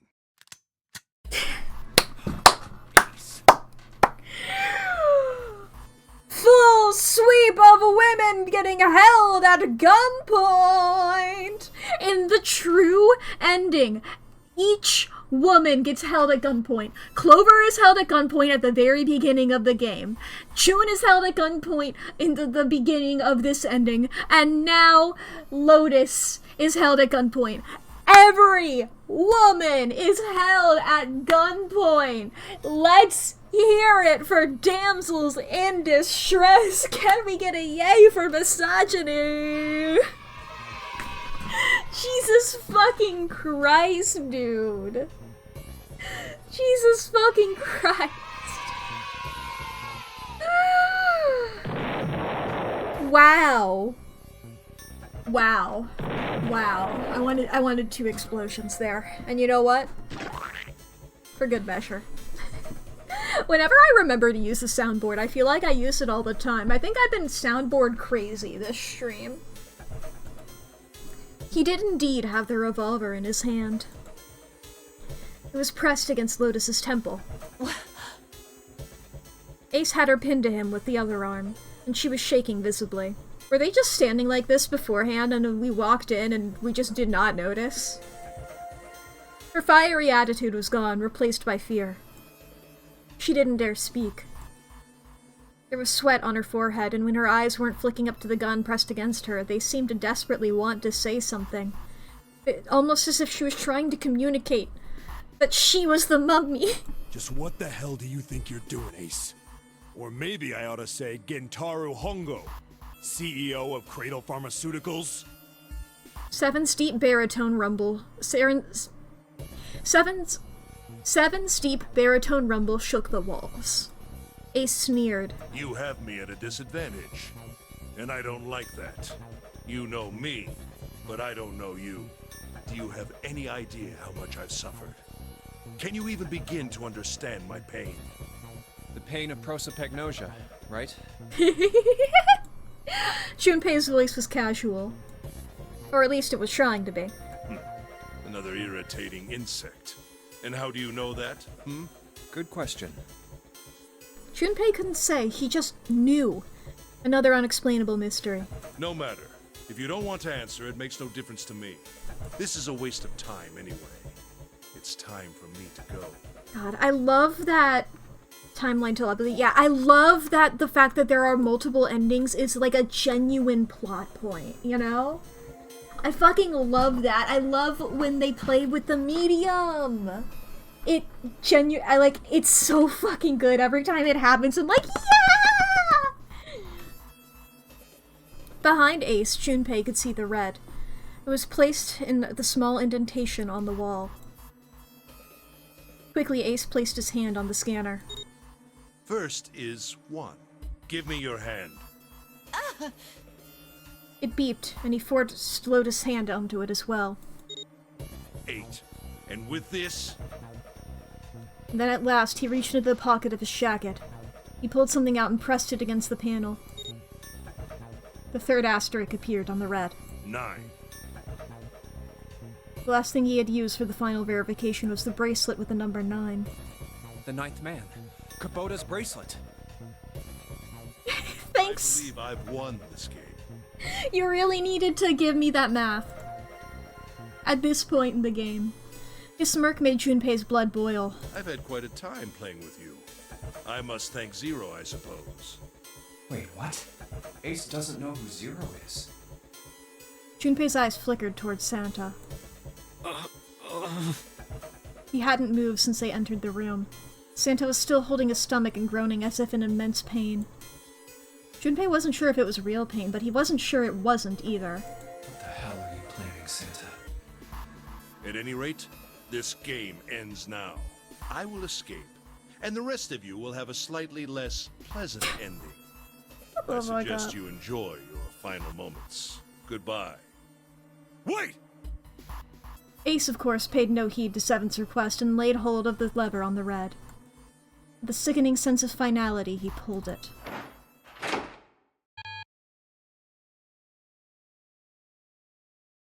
What? Why isn't it opening? Please be like, Ace's bracelet does not work, or whatever, you know? Like, they don't, like, anybody can escape, but not this fucking guy. He sounds so pathetic, yeah. Lotus tried to take advantage of Ace's confusion, and managed to twist herself out of his grasp, but... Okay, I like that art, though. It's just a fun pose. It's 6 upside down or some bullshit, yeah. Well, we've used that one before, hasn't he? When he killed who he thought was Snake. Nijisaki, I think, was the correct guy. 1, 6, 2. I mean, that works, doesn't it? And then 1, 9, 2. That's 3, though. That's 9. It needs to be 3. Because it was the 3-door. Yeah. At the last second, he grabbed a hold of her wrist and shoved it toward the red. Onto the red. Now open! He waved the number 9 bracelet over the red, and then his own bracelet as well. He pulled the lever a second time. No! What is this? Why? I don't know, bud. But that's something we'll find out in 3 minutes. Maybe. Maybe we won't find out in 3 minutes, but we're gonna be waiting the 3 minutes anyway. Chat, we're about to have 3 minutes of ads. If you need to take a break, now is gonna be a perfect time to do so. If you need to go to the bathroom or grab a snack or get something to drink, now is gonna be a perfect time to do that, because the game will be paused. You won't miss out on any gameplay. Any new plot points? Don't worry about it. This is also your hourly self-care check-in, so please fix your posture, take your meds, save your files, drink your juice. Drink your juice. That was entirely panic. Feed your pets. Charge your devices, do what you gotta do. I'm smart gamer, exactly. I had the thought of, like, I could say, like, drink your water or something, but then I started saying drink, and I was like, this isn't a thing I normally say, but I already said drink, so I can't back out from it now. And then I started going for water, but then I was like, but what if you're not drinking water? I don't want to alienate people who aren't drinking water, you know, you could be drinking anything. And then I said juice, which is even more unlikely. I don't know when the last time I drank juice was.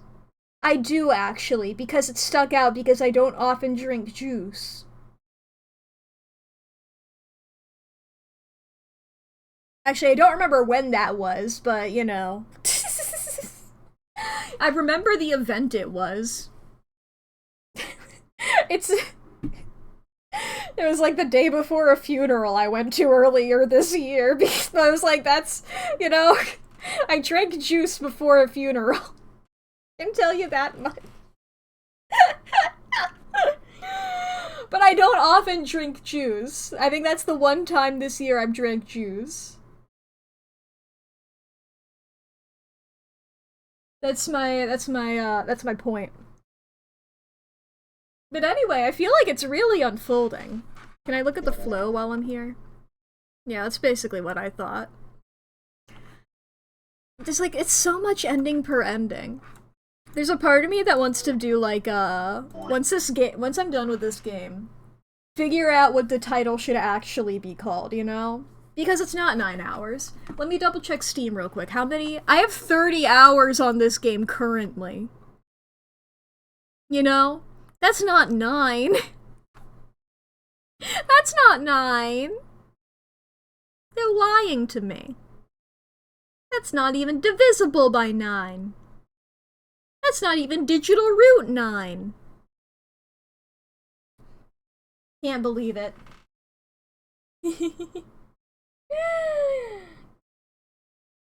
Boy, oh boy. It's like that, and then... I'm not gonna count all the doors. There's too many doors. Too many doors, too many doors. Too many doors, too many doors. I feel like I've been referencing too many cooks in my personal life, like, with, like, a 200% increase as when I normally would. Maybe 300%. I've been doing it a lot lately, but I should be doing it? Exactly. I agree. I think it's a good bit of mine. It's a correct reference that everybody understands and gets immediately. Everybody has seen that video. Oh boy. It's like twice a day now, yeah.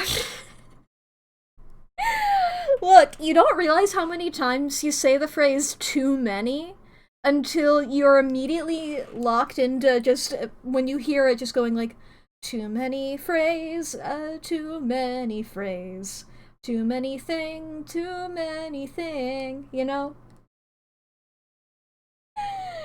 I love that video, it's a good one. I decided to take a big drink of water, and I perfectly timed that to, like, I started taking the drink of water when the ads ended. You know, I probably should have maybe timed that so that I stopped when the ads... Anyway, what's up? The digital route should be 9! It has to be 9! Then why? Why isn't it opening? Ace's fury and confusion had overridden all other thoughts. He had set down the revolver. What do you mean he set down the revolver? What do you... Did he... Where? If he had a table next to him or something, maybe. There's no way for it... What? It was just below the red. Now! Seven chose that moment to act. He moved far faster than a man of his bulk should have been able to, and he launched that bulk straight at Ace.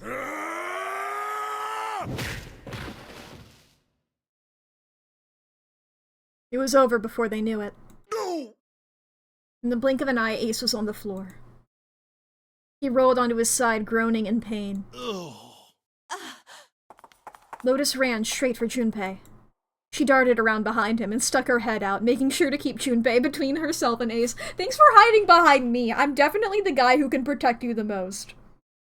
I guess your other options are June collapsed on the floor, Santa collapsed on the floor. Also, Santa, you know, has been doing evil shit. You know, you got, Snake, Blind, Clover, 18. I believe Lee said that she was 18. And then also, like, so much smaller than you. And then there's also Seven, who's the guy who just punched that guy. And might be continuing to do that, so actually Junpei might have been the right call. Gently placing the gun on the floor, crouched to do it, yeah. Oh, that was close. Too close. Thank you, Seven. Don't mention it. Seven stood over Ace, his breathing slow and heavy. Just one punch ain't enough for this piece of shit. After what he did 9 years ago, I ought to rip him to pieces. But if a suspect can't talk, they ain't much good. Once he's locked up in a cell, we're gonna have a little chat. Okay. 9 years ago? Then you must be... Yeah, you finally figured it out, dumbass. Look, I'll make fun of him as much as the nice guy, but I'm not gonna make fun of him for having a disability. Is it a disability? It's something similar, I forget the other term. He's got a thing, you know? He's got a thing. Not legally considered one, yeah, but I can't remember the other term for, like, similar things that aren't legally... He's got a problem that's not his fault, you know? I won't blame him for being face blind. Ace planted his hands on the floor and shook his head. Condition? Condition! Yeah.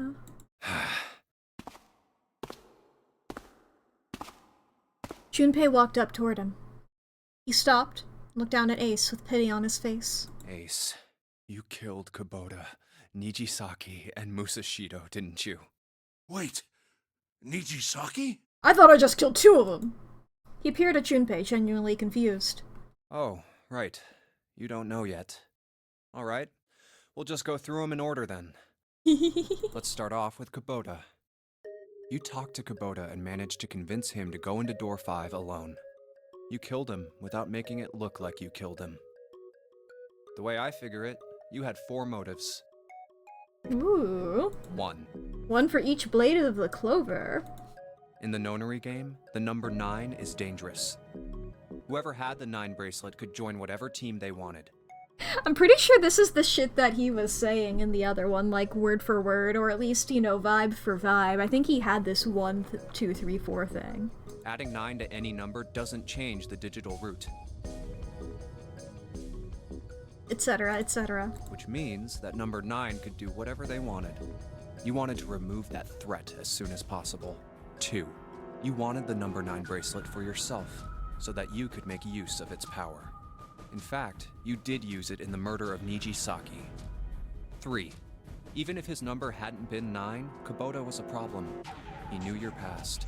He knew what had happened 9 years before. I'm just wondering how he killed this guy. You needed to silence him before he told anyone. 4. But last, and perhaps the most disturbing, you used Kubota as a test. You wanted to know how serious this nonary game was. Was it truly life or death, or simply a harmless prank? Harmless prank? You convinced him to break the rules so you could see what would happen. That was why you killed Kubota. But he was only the first. Next was Nijisaki. While everyone was off looking for the missing parts for the Reds, you ran into Nijisaki near the big hospital room. Normally I would be skipping past this a little bit because, you know, it's all information we know, but I love Junpei getting the moment to, you know, do the whole detective gathers everybody thing, you know? I love it. However, because of your prosopagnosia, you didn't realize he was Nijisaki. Chiefly because, when you met him, he was dressed like Snake. That was why you thought Nijisaki was Snake. No, that's not... That was Nijisaki? Why? How did... I'll get to that. Anyway, you thought he was Snake. Snake was one of the kids in your experiment 9 years ago. You remembered him because he was the blind kid. But his presence made you think. Snake was one of my subjects 9 years ago. He probably hates me. But if that's true, why isn't he saying anything? Is he keeping quiet because he can't see? Or perhaps he's working with Zero to get revenge on me. Or Zero told him not to speak. Did a real John Kramer, like, I can predict what people are going to do, I know what people are doing. And thus, you know, I know how people will react. I know how people are gonna react when I put them in the saw trap. And this is Zero doing that same shipping, like, if I tell Snake not to do anything, then Ace is gonna want to kill him. Whatever the reason, anyone who knows my past is a threat. Before he tries anything, I need to get rid of him. That was when you decided you had to kill him. The murder weapon was Kubota's bracelet. You just waved it over the red. Verified your own number and then grabbed Nijisaki's arm and forced it over the scanner panel. Then, when the door opened, you kicked him in. 9 seconds later, the door closed. And then 81 seconds passed. And poor Nijisaki was dead. And you mean to say Snake is still alive? Dude? He's right over there. Feels like a game show's like, actually, in the next room, we have him. Come on in. Sorry to disappoint you, but I'm as good as new. Thank you for killing the wrong man, but I can't say I like knowing that you wanted me dead. Although, to be honest, even if you hadn't tried to kill me, I would still hate you very much. Well, I wouldn't blame you. I'm glad. Ace's self-derision was frustrating. No, I'm glad that he knows that he sucks. But Junpei kept his emotions in check and continued. Last but not least, let's talk about Musashido's death. Yeah, this is the one I'm the most curious about, Junpei. When Clover and I were investigating the chart room, you came over to talk to me. Do you remember what you said? Oh, a pocket watch. Might I take a look at it? I remember that being weird, I handed it to you, and you left the room. You had been in charge of the Nonary project. Of course you would have known the solution to every puzzle, which would mean that you also knew how to get out of the wheelhouse. All you had to do was place the watch in the indentation on the door to unlock it. Ah. You could enter the captain's quarters. Musashido was there. Conveniently placed next to him was an axe that practically begged you to kill him with it. You picked up that axe and buried the blade deep in the other man's chest. I forget, did we get a vibe on how warm the body was? I truly just, in my mind, this guy died like a long while before. One blow was all it took. And then you returned to the chart room as if nothing had happened. There was something I wanted to speak with you about, Junpei. Could you come with me for a moment? I had no reason to say no, so I followed you to the wheelhouse. He killed a man with an axe and didn't get blood on him at all? When we stepped inside, remember how you slipped your hand into my vest? You pulled out a piece of paper, the one I used to cheat during the vote. But that wasn't really what you were after. Putting the watch back in. Your true purpose had been to slip the watch into my pocket. It wasn't a very good plan. Had way too many holes, and someone saying the wrong thing could have brought it all down around you. Yeah, but you really did that and you, like... You're really lucky that Junpei cheated, bud. You must have been desperate. But what made you willing to risk it all to do it? Ace. That was the only thing Junpei hadn't been able to figure out. Musashido's murder is the only one I don't understand. You obviously did it. But why? Because of this. Slowly, Ace reached down and pulled something out of his pocket. It was a folded piece of paper. What's with the paper? Just read it. Junpei took it and opened it. Let's see. This was what it said. Number 1. There are 2 ways you might survive this ordeal. The first is to win the nonary game. The second is for you to confess your sins of 9 years past. I have prepared a camera in the captain's quarters. The images captured by that camera will be streamed through a satellite and distributed across the world. Ooh!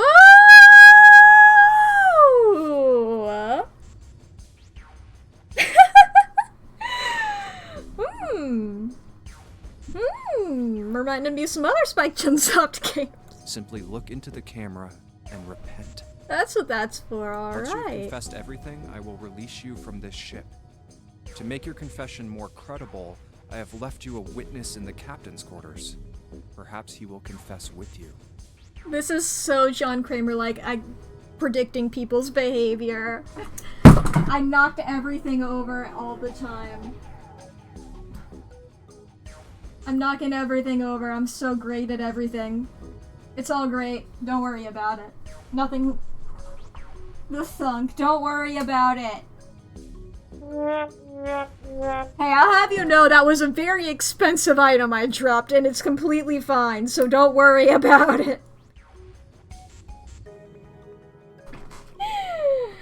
Boy, oh boy. The decision is yours. Do as you please. 0.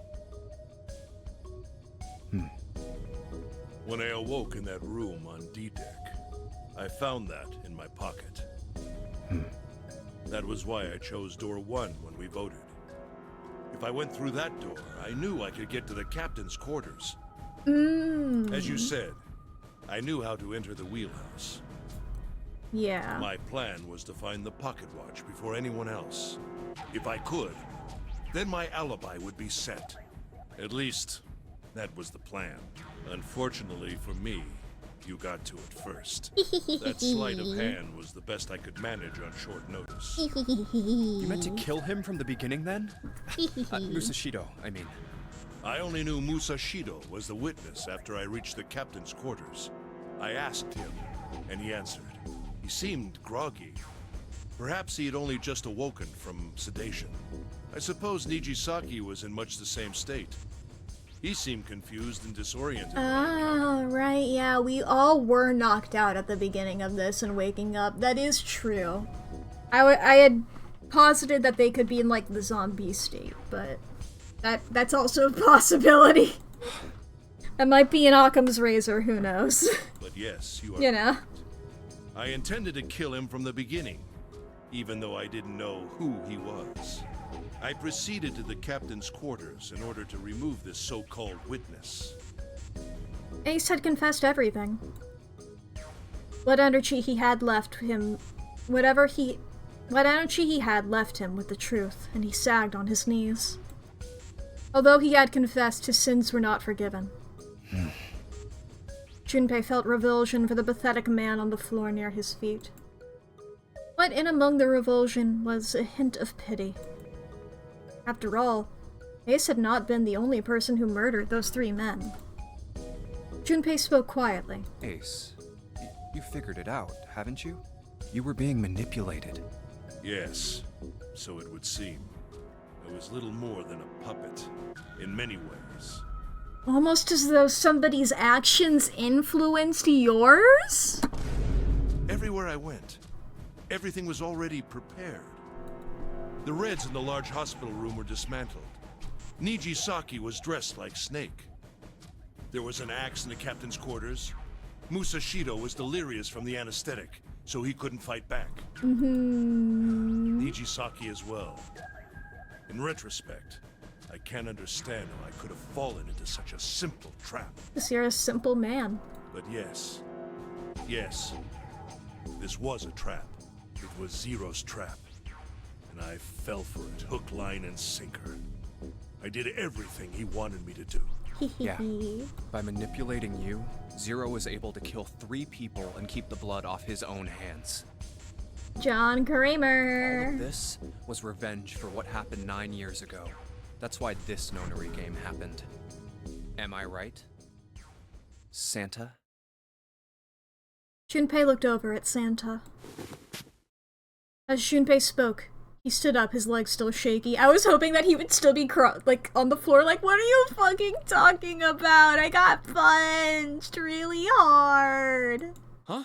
What the hell are you talking about? I don't know any... Ain't no point trying to play dumb anymore, Santa. Oh, I really thought that people were gonna start calling him Aoi. Actually, I guess I should call you Aoi Kurashiki, huh? Never mind. Seven's face was sad as he spoke. My memory came back to me, kid. You're Aoi Kurashiki, no doubt about it. Never thought I'd be back in this room talking to you. But hey, I guess this was all part of your plan, right? After all, the person who planned the nonary game this time around was Zero. And Zero's you. Looks like you really do have your memories back, huh? Cool, so can I ask why everybody else was here? Santa's smile was sarcastic and something else. Well, I guess there's no point in hiding it then, huh? Yeah, you got me. I'm Aoi Kurashiki. Are you Zero, though? I was one of the kids in the nonary game 9 years ago. I made it out. So did Snake over there. But there's one thing... No, I guess there's 2 things you got wrong. You're not Zero? Number 1, I ain't Zero. What? Please, please, please be Chun. Please be Chun. What? Sure, I was helping Zero out, but I'm really more than an assistant. Like a secretary. Please! But an assistant's only an assistant. Please! I didn't come up with all this. All I did was follow Zero's orders. Please, please. If you're not Zero, who is? Please. Down there, Junpei. Didn't I say 2 things? You made one more mistake. Junpei, you just said all of this was revenge for what happened 9 years ago. That's why this nonary game happened. But that's not it. Revenge isn't the only purpose. What's the other one? There's another reason you guys were playing the nonary game. Uh-huh. To save someone. Save someone? Right. You were brought here to help my sister, to save Akane. What the hell are you talking about? Akane Kurashiki died 9 years ago in this room. I was there. I saw... Suddenly, Seven froze. His eyes went as wide as dinner plates and he spun around towards June. Junpei followed his gaze. What? She was gone! Where June had been, there was nothing. What the hell? Where is she? Where's Akane Kurashiki? Oh my god! Seven began to mumble to himself, a strange series of words strung together as if his mind wasn't functioning properly. His face was twisted with effort, as though he were struggling with something they couldn't see. He gritted his teeth and pressed his hands against the sides of his head. Oh, my head! My head, it feels like it's gonna pop. He's psychically beaming the entire dictionary into his brain. Seven! What the hell is going on? I don't know, I just... Oh! I swear to God, my head feels like it's about to explode! From somewhere far away, they all heard a deep, heavy noise. It sounded like a tremendous wheel slowly beginning to turn. Santa seemed to have entered an almost trance-like state. His words were calm and measured. What was the Nonary Project? I'm sure you know already, but I'll tell you one more time. It was a project designed to test a particular phenomenon. God, I'm so glad he's not Zero. I was so scared he would be. I'm so glad he's not Zero. What was that phenomenon? It's gotta be June. For 2 organisms to communicate with one another in the absence of physical contact. The morphogenetic field theory. Yeah. Human beings use these invisible fields to exchange information. That was what this experiment was conducted to determine.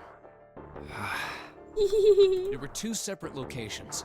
One was the Gigantic, and the other was a building in Nevada called Building Q. Yeah. 9 children trapped in Building Q were faced with numerous puzzles, copies of identical ones in the Gigantic. Yeah. They were told to send their answers into the morphic field set and transmit them to their brothers and sisters on the Gigantic. Yeah. The transmitters were put in Building Q, and the receivers were put on the Gigantic. Each sibling pair was supposed to be split up, but there was a mistake. Yeah. Kane was a transmitter. She should have been in Building Q. However, they fucked it up! For some reason, she was placed on the Gigantic with the receivers, like me. Perhaps she was mistaken for someone who was supposed to be in Group A. Whatever the case, Akane ended up on the Gigantic. Sounds like this group could have had more QA. Quality assurance. I think I've told you enough. You get it, don't you? I'm pretty sure you know where this is going, Junpei. Where what is going? Don't play dumb. You know things you shouldn't. Things you couldn't. How did you know Ace had prosopagnosia? How did you know why Ace wanted to kill Kubota and how Nijisaki was killed? Were you surprised when you found out Ace was Hongo? And what about the coffin Snake was trapped in? How the hell did you open it? Well, that's... The answer to that is easy. He knew. Because I knew. Junpei was receiving information that I sent to him through the morphic field set. Hi, narrator. It's simple, really. How do I know the alternate future set? Imagine a river that splits in 2, like an upside-down Y. The river flows from the top to the bottom, from a single stream into 2 branches. It only flows in one direction. It can never flow backward.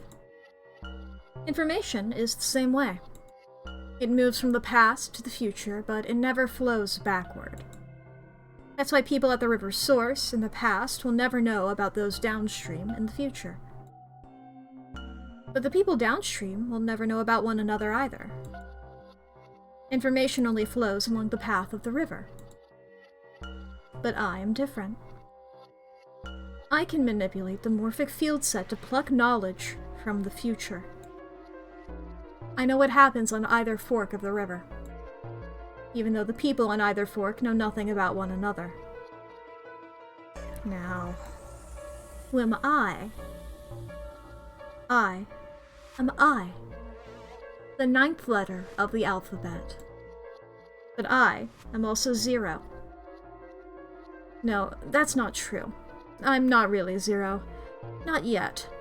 Perhaps you could say I am less than 0. 0 is my future. In 9 years, I will be 0.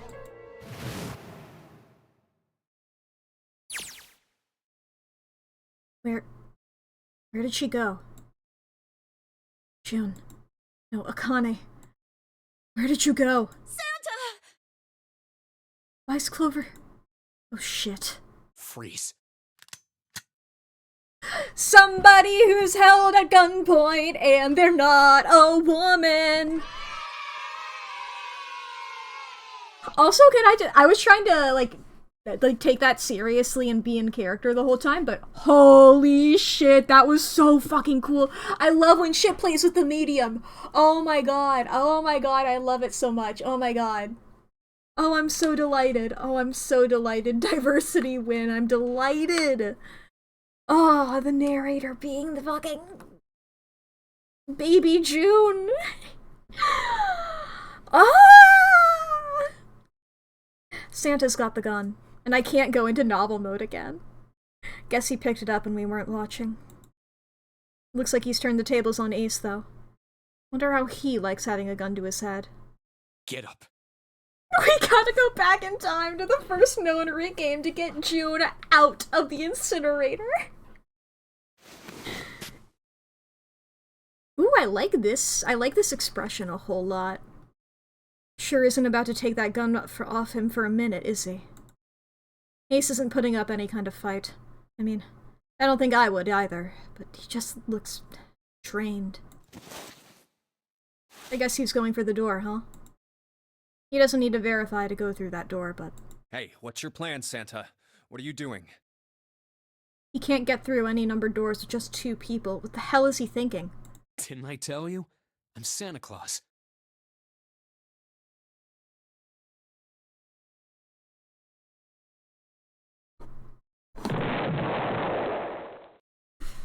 Is this the white Santa, black Santa thing? Are you gonna shoot him and get yourself covered in red? What's up? It's time for me to go make a wish come true. Okay. That's it? That's all he's gonna give us? That corny one-liner? That's not even good. The hell does that even mean? Shit, they're out.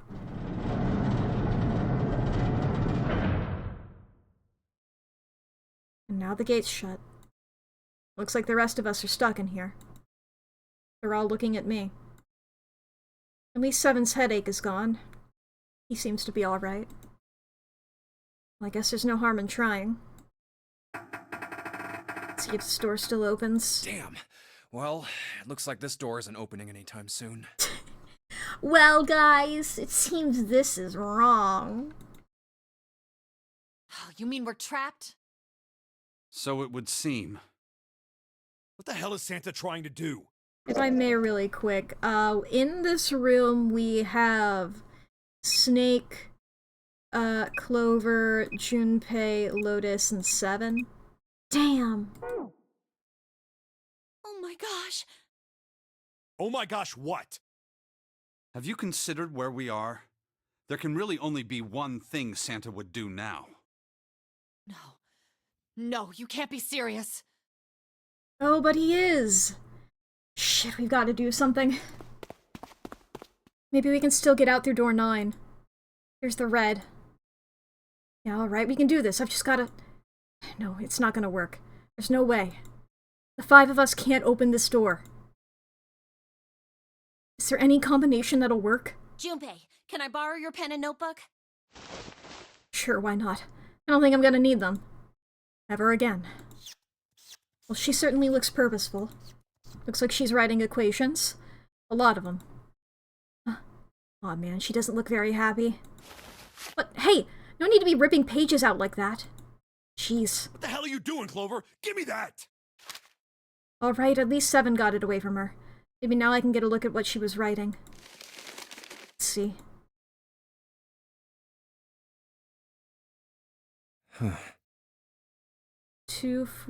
Lotus. What? And there's no other way? Lotus. Looks like she'd figured it out, though. Man, this is just too cruel. It's okay. Go. Lotus. Come on, you know we can't do that. Oh, don't give me that. I'm sure you'd love to get rid of me. Look, I know that I'm a scary mummy, so don't worry about it, alright? We don't need the hot mummy mommy. God damn it, you idiot! She's immune to fire. She has a fire resistance by virtue of being an ice mummy. Oh, where the hell did that come from? Looks like she'd expected that about as much as I did. Without... if you're not... Look, it'd be bad, alright? For a cop, he sure doesn't have much confidence. Bad? Yeah. If there weren't assholes like you around, I'd be out of a job. I need to arrest you once we're out of here! Uh-huh. Look, I'm just not leaving you behind, alright? End of story. 7. He's right. I'm not leaving you either. Me too. You didn't honestly think I'd abandon you, did you? You're all idiots. Act as tough as you want, Lotus. We can all see you're about to cry. That being said, however, I doubt we would be able to open the door anyway, even if we were to leave Lotus behind. Huh? Why? I trust you remember what happened to Ace? Yeah. I couldn't, see exactly what happened, but I was able to guess what he was attempting to do earlier, at the Red. Oh, yeah. Not working, bud. What is this? Why? The digital route should be 9! It has to be 9! Then why? Why isn't it opening? Just to see. Why don't we give it a shot? Give it a shot. Yes, that is what I said. That is what he said.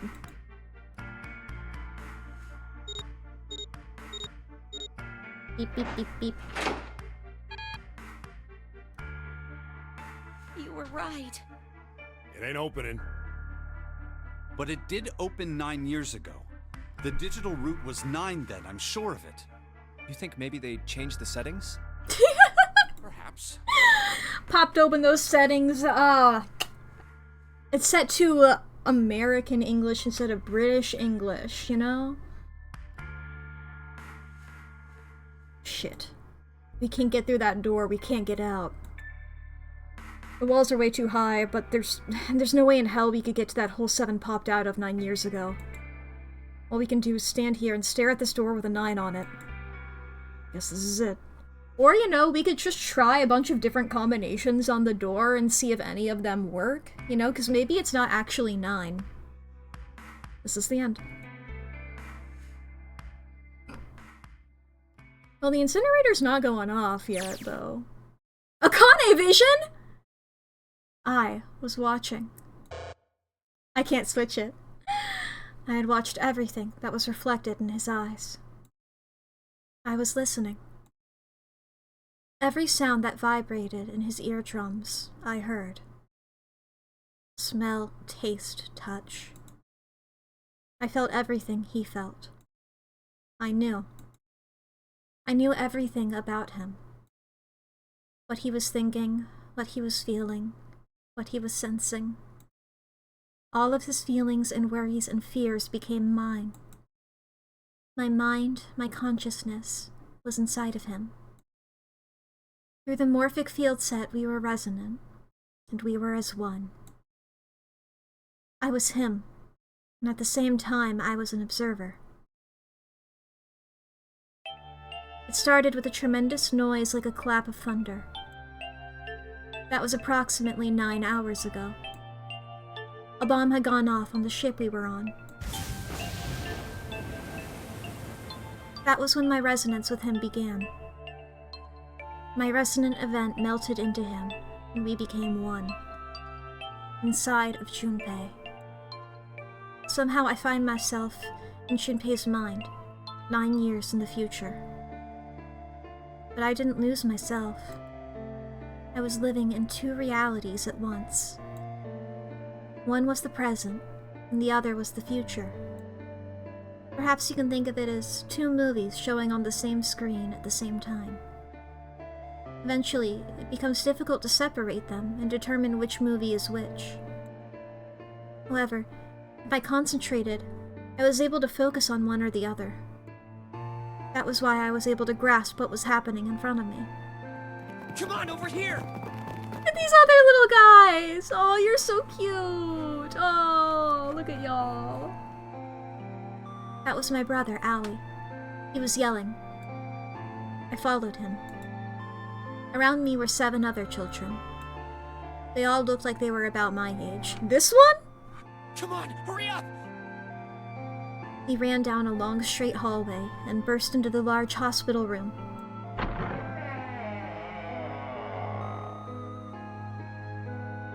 Everyone was arguing. 2 of the boys got in a fist fight. A girl watching them began to cry. I want to go home, she cried. I want to go home. Another girl slapped the crying girl and glared down at... Fuck! Sorry, I'm a baby. I shouldn't be swearing. Another girl slapped the crying girl and glared down at her. It has been 2 hours since the nonary game began. We were starting to fall apart. Just when all hope seemed lost, Light started talking. He was blind. 9 years later, we would call him Snake. Hello? Everyone? Could you come over here for a moment? He was older than most of us, and his voice had authority and dignity. The fights died down, and we gathered around him. I have a little sister. She is very important to me. Right now, she is over in Building Q, and is desperately trying to send information over to me. Her name is Clover, and today is her 9th birthday. Wait, is her name genuinely Clover? Is Clover's name Clover?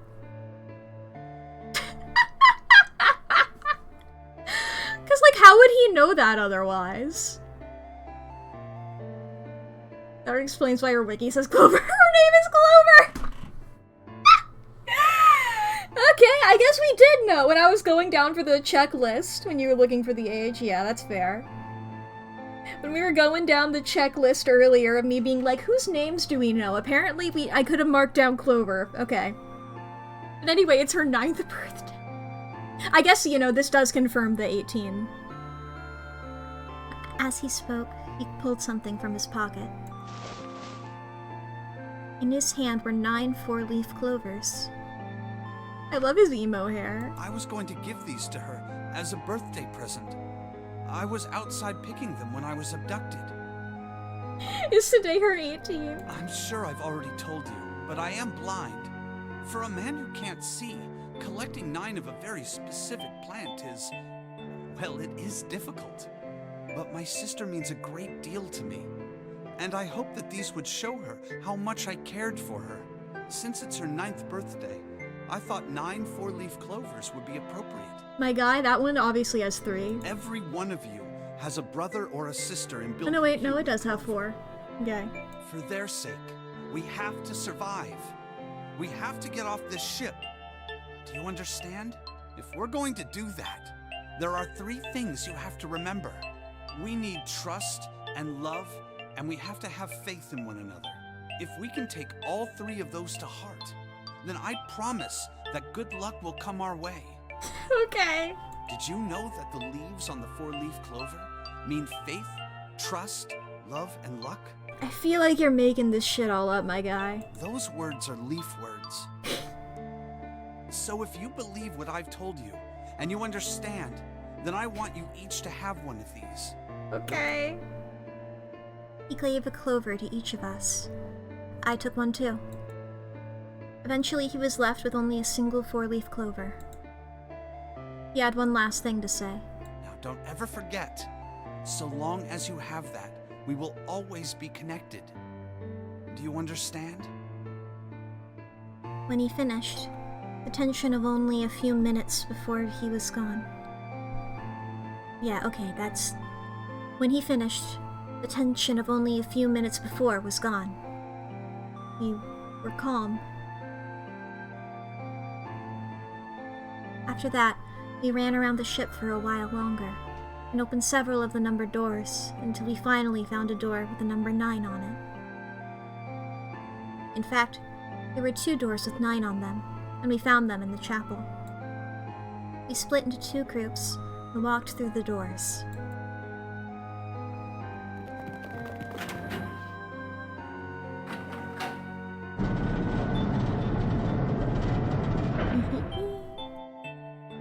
What's fun is, like, this seems like a fun paradox type thing, which I am obsessed with.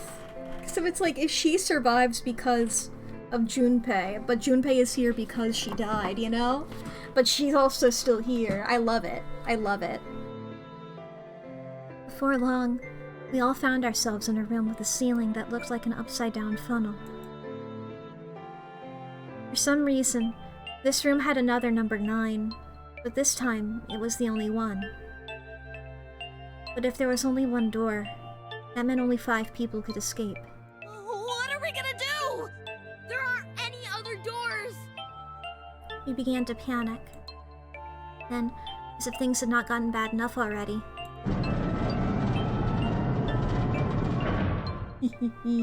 cyclical paradox, and I love it. Yeah! Warning. Emergency incineration command has been acknowledged. Automatic incineration will take place in 18 minutes. Please evacuate the incinerator immediately. Repeat. Emergency incineration command has been acknowledged. What? What's happening? What did that thing say? That didn't sound good. my brother Aoi swallowed hard and answered, I think it means this room is gonna burn. Burn! The plaque on the door says incinerator.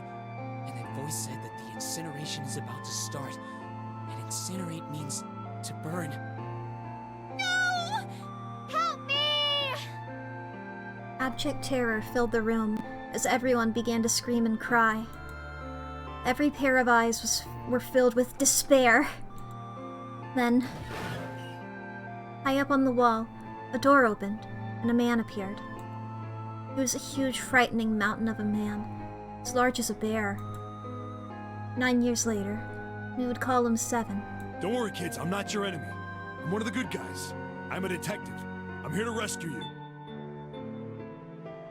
The rest happened just like Seven said it did. The 4 of us who had stayed behind were saved by Seven. We crawled through the vent, away from the incinerator, and slid down into the hall. We came out on the other side of door 9. On the wall opposite the door was a set of double doors. We went through those and began to run up the spiral stairs. As we ran, I led the way. Behind me were Nona, my brother Allie, Snake, and Seven. The other children, the one who'd gone through door 9s before us, were up ahead. I could hear them cheering each other on. We ran and ran and ran. We leapt across as many stairs as we could and kept running. The stairs spiraled upward like a tornado. Eventually, I pulled ahead of the rest. Perhaps Nona had slowed them down. I didn't want to lose them, so I slowed down as well. I didn't stop, but I glanced over my shoulder from time to time, to see if they had caught up. That was when I realized. Oh no, where is it?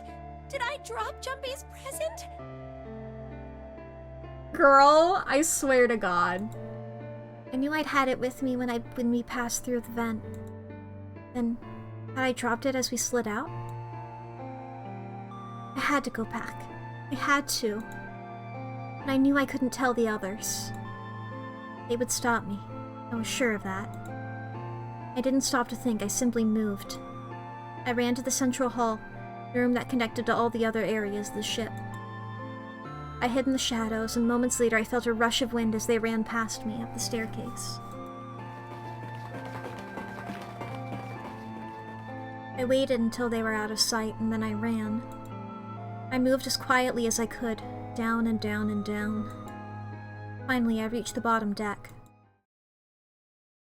I ran into the hallway and looked around frantically. There it is! It was just where I thought it would be, sitting under the opening of the vent. I ran over and snatched it from the floor, but as I ran back toward the stairs and freedom,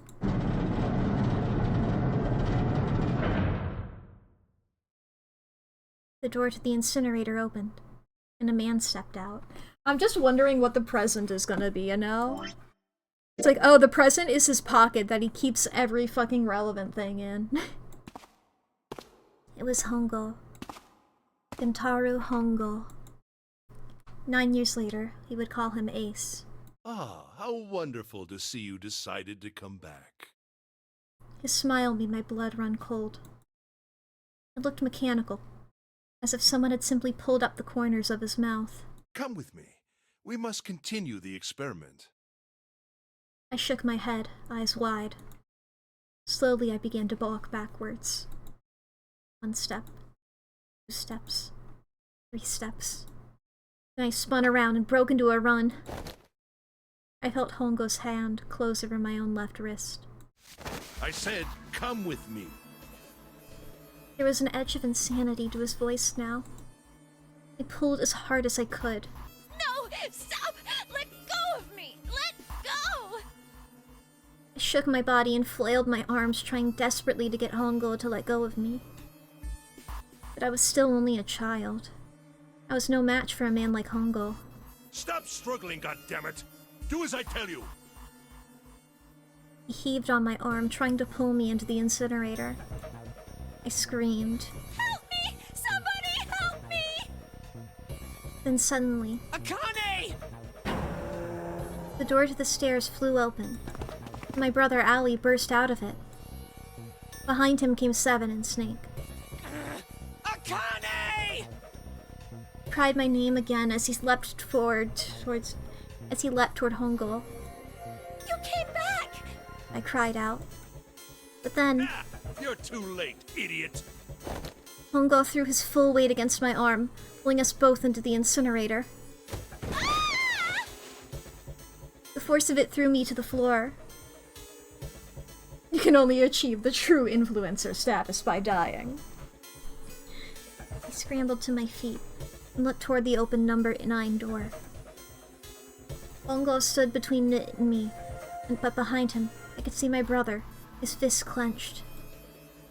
Those fists never reached Hongo.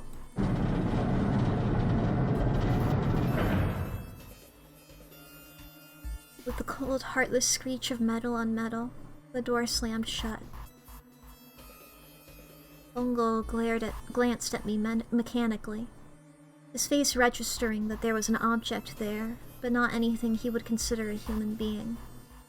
Then he turned away and walked to the red that sat next to the door. He reached into his pocket and removed 2 bracelets. He waved them both over the scanner panel. 2 asterisks appeared on the red. He checked the screen and tossed the bracelets carelessly onto the floor.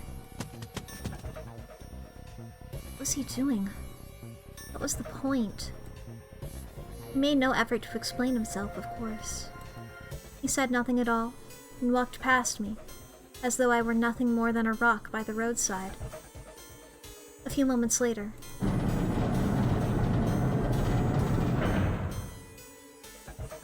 the 2 other doors slid shut as well. Faintly, I could hear someone pounding on the door behind me. I turned around and ran toward the door with the 9. What the fuck were those other bracelets? Akane! Akane! Are you okay? I could hear a voice from the other side of the door. A worried, frightened voice. Help me! My throat was already raw, but I screamed as loud as I could. My voice echoed lonely around the empty room. What should I do? I think I'm trapped in here! Where's Hongo? He went out the other door! What? And it started again. Warning. Warning. Emergency Incineration Command has been acknowledged. Incineration will be... Junpei vision. Ah! 18 minutes. God, this is so cool. Ah! We still have more ending per ending, my guy. And I feel like this is a great moment. Holy shit.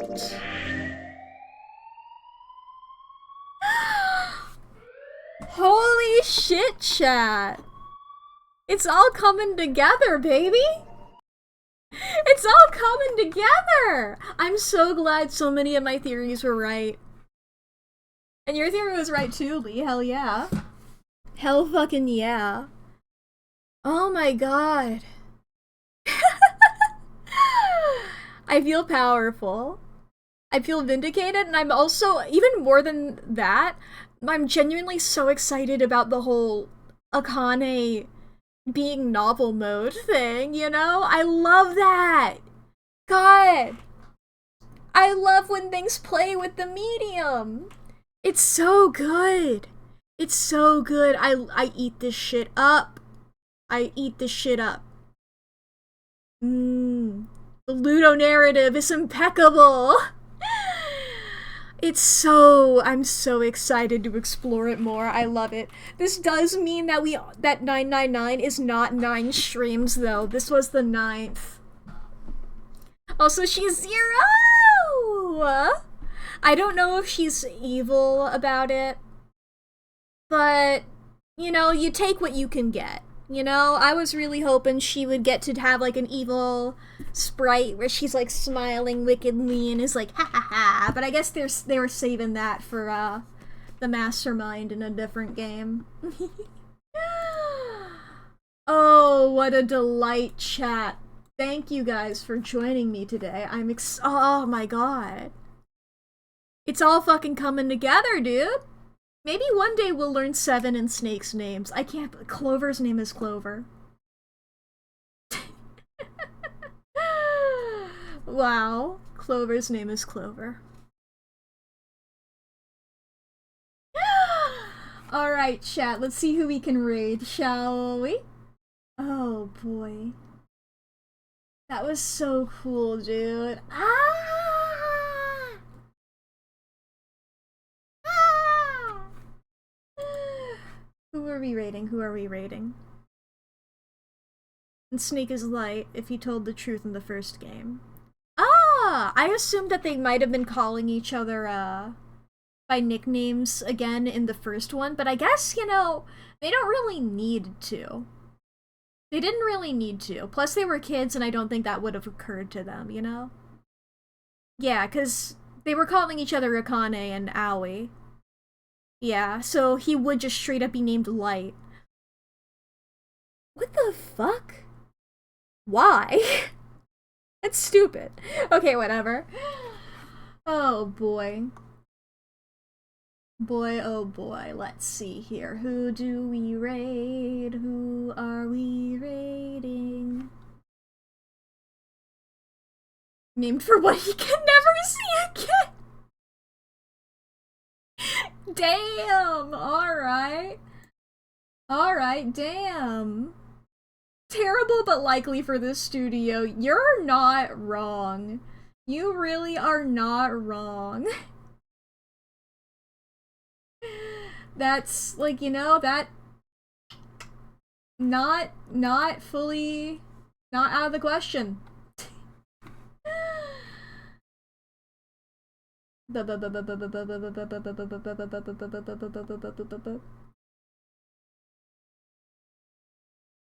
guys want... let's see here. Who do we go for? Who do we go for? I don't fucking know. I always feel weird trying to figure out who to raid. I'm like, I don't know any of these people, really. Who's doing stuffs?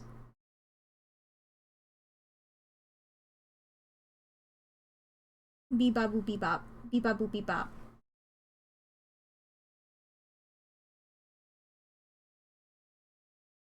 Da-da. Actually, I was like, you know what? A couple of people, like, there's a couple of charity streams happening. Why don't we go here? I'm unfamiliar with this game. But hey, if it's a week-long charity stream, that's pretty cool. Going for Eros here. Yeah. I don't think I've rated Eros before. I really like her design. It's so... Sometimes when I look at some people's models, I'm just staring at them forever.